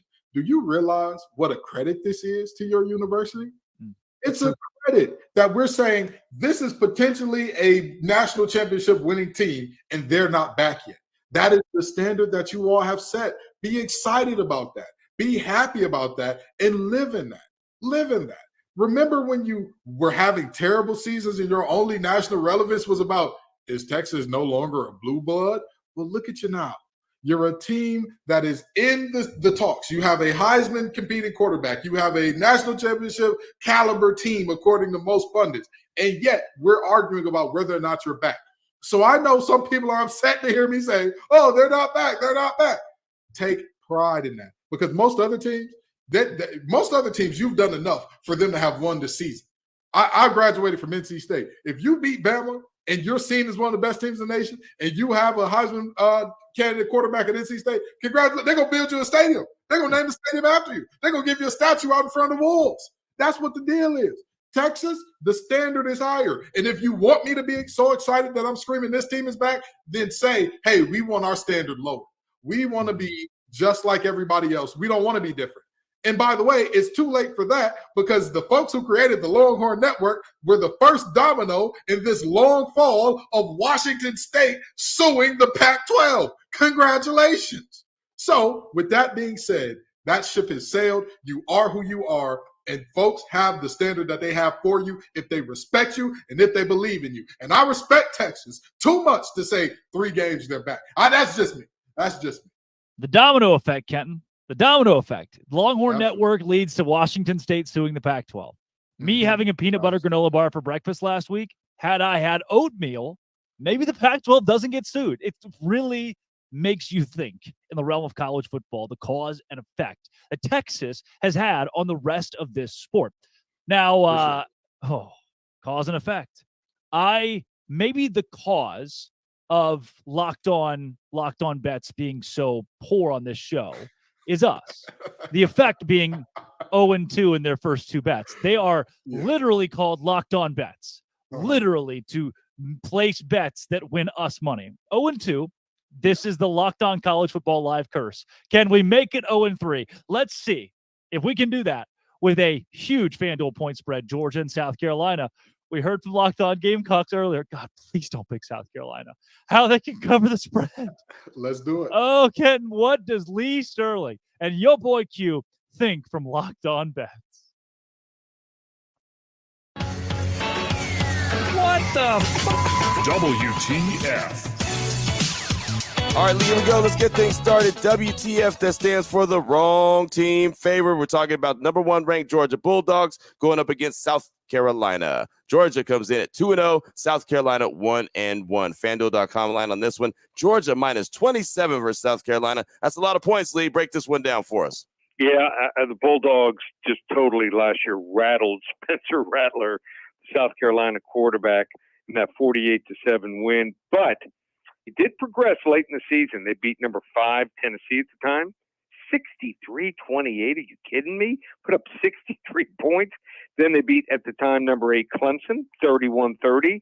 Even in the bowl game, when they lost to number 21 Notre Dame, they put up 38 points in that 45-38 loss here. So South Carolina's capable. I mean, is their offensive line great? No. Is their defensive line run defense great? No. They lost to North Carolina, but you're buying low now. If they beat North Carolina, this line is probably 20, 21 points here. Georgia's ranked number 1 in the country, but are they that much better than everyone else? I don't think so. They got a new quarterback. I think they're down a few notches. They might still be the best team in the country, but 4 touchdowns, that means they got to outscore South Carolina by a touchdown every single quarter or more. South Carolina, and they can score a couple touchdowns. Trust me, they have weapons at receiver. They have a good quarterback. I think that they're going to cover here. So the Dogs have been pedestrian running the football so far this year against Ball State and Tennessee Martin, and that's South Carolina's weakness here. I'm not going to put my whole leg in. I'm not even going to put up my whole foot in. Maybe 1 or 2 toes. Georgia, 42-21, South Carolina covers. Boom, there it is right there. South Carolina covers. Again, 27 points is a whole lot of points, and we know how it is, man. Once you get up big, sometimes kind of take the foot off the gas a little bit as well, get some early action for some younger guys. And so, yeah, that's a lot of points right there. So we're rolling with Georgia to get the dub. There's no doubt about that. South Carolina covers, so that's a WTF, the wrong team favorite. They did it again. They did it again. I don't know what to do, Kenton. I don't know what to do. There's 60% I'm hearing on bets this season, but everything they bring to us dies. Hold on a second. We're having this whole conversation about how it's physically impossible for Georgia to cover 27 after they won 48, and mentioning in the same video that they won 48-7 last season. That's 41 points, Kenton. 41 points. Against the South Carolina team that was better than this one. It was ranked. They were actually ranked that time. I'm going to tell you this. I'm going to say this to all Locked On hosts. And normally I only talk to our listeners. But for a second, I got to talk to all our Locked On hosts. Stop betting your toes on things. They're going to call us the Gimpy Podcast They Network stole my here. toes thing, didn't they? But they stole the toe bit. They stole the toe bit. And I'm all toe up about it. This is a terrible situation. Do not. I don't think y'all understand, okay? And last year's game was at South Carolina. Yeah. And normally I joke around and say, hey, even I could get a sack against this team. I am not joking when I say this. If me and Drake were to run a tackle and stunt, I have no doubt that Drake could get home against this offensive line. I have no doubt about that. Yes. I have no. Now, could he get down Spencer Rattler? That's a different question. But could he get home? Could he make him uncomfortable? Yes. No ifs, ands, or buts about it. This offensive line is god awful. I have not seen a group of men be riddled with this many areas of weakness in quite some time. I mean, this is just, this offensive line, they can't hold water. This is just not it. And you're going to tell me that you have this team going up against the best defensive line that they've gone up against all year, and they're going to find a way to cover against Georgia? Stop playing. Don't bet your toes. Find something better to do. Find something better to bet. And also, stop playing with these people locked on bets. Okay? We want to make people money here. Okay? You bring us the good bets. Bring us the good one. You bring us the good bets. Who's the producer picking these? We got to talk about this in post-production. Y'all got to bring us something better. Y'all got to bring us something better. This is crazy. I don't care if it's a level 1, level 2, level 3 lock. There's a reason we got level 18 locks on this show. Oh, Ken, I think all the bets that we gave hit last week. Locked on bets 0-2 on this show. Maybe it's us. Hello. Maybe it's us. So look at all this. There are other games in college football that they didn't choose and probably should have chosen. Mm-hmm. Kenton, when I look around the country, yeah, I see a Cincinnati team that just went on the road against Pitt and won on the road against Pitt and Pat Narduzzi. They're going to beat Miami of Ohio by as many points as they want to. They are 13.5-point favorites right now at FanDuel. Cincinnati at home. Kansas State on the road -4 against Missouri. 99% of the public is on it, and I am too. TCU -7.5 against Houston. Kansas, who's been so good now all of a sudden, -28 against maybe the worst team in college football, period, in Nevada. They give Arkansas State a run for its money. I am shocked by the amount of, just in my conference, games that are so easy to win money off of. Kenton, when you survey the land, what are your best bets? I mean, there's a few good ones, but as I'll always say, I'm going to go with Dono. Do not take 40-plus point spreads. Always take, if you see a 40-plus point spread game, look for the halftime spread, and that's where you should be safe at. I mean, the reality is, looking around the country right now, again, I see so many games that could be talked about easily in terms of like, hey, this is one that is, it's as American as apple pie to take this free money. And I'll tell you, one of the games that you mentioned in particular, I don't see a world where Cincinnati only wins that game by 13 points was the line, correct? Yes. Yeah. Miami of Ohio is in over their heads. Scott Satterfield, I don't know what happened to him, but he left Louisville and got a facelift. He said, listen, I don't know about y'all, but it's something about that state of Kentucky that's depressing me. I freeze up in the state of Kentucky like Mitch McConnell. I'm good now. I'm gone, baby. I'm out of there. I'm going to be great. And so the reality is, I think that team heading into the Big 12 now looks like a Power 5 team and whoops the wheels off of Miami, Ohio. I think that's an easy Ducats game. Easy. Miami of Ohio beat UMass by 13. So, I guess there's some saving grace there. They lost to Miami 38-3. This is a Cincinnati team that beat Eastern Kentucky 66-13 and then beat Pitt on the road. Emory Jones is a good quarterback now. He was supposed to suck. Scott Satterfield was kind of supposed to suck, and he has not. So I really like the Cincinnati pick. Looking elsewhere around college football, one of the ones that I circled when it comes to just insane spread. Locked on bets, guys. Take notes on this one. Western Michigan +28 against Iowa. Iowa might not score 28 points because they don't want to. Western Michigan could score 0 points and still cover 28 against Iowa in Kinnick Stadium. I look at Iowa's transfer QB from Michigan. It's not McCarthy. It's the other guy. What's his name? McNamara. Cade McNamara. See, all these Cades. Cade Fordham, Cade Cunningham. I lost my Cade there. But anyway, McNamara he's a baller. He's looked really good for Iowa so far. And I'm gonna tell you what. I'll tell you what. If that offensive coordinator's last Baller name my wasn't Fred- ass, Kenton. 314 yards passing in 2 games, an interception and 2 touchdowns. Boo. Hear me out. A baller for Iowa quarterback standards. You got to understand. Yes. If they're Heisman offensive winner. That's true. No, yeah, by Iowa standards, they're gonna build the boy a statue. But with that being said, if Ferentz wasn't that offensive coordinator's last name, he would have been, and he would have been right here on this LinkedIn segment. Hey, anybody need an offensive quality control assistant? With that being said, I 1,000% agree with you. It's a struggle for Iowa to put up 28 plus points. And you think that they have a 28 points against anybody? I don't care if you're talking Missouri State. I'm not giving Iowa 28-point spreads over anybody. It's just not happening. I don't care if you're talking I don't care if you're talking Cass Tech High School. You know what I mean? Back when I played there, of course. These new boys, I don't know about them. But I don't see Iowa beating anybody by 28 points. It's just not happening.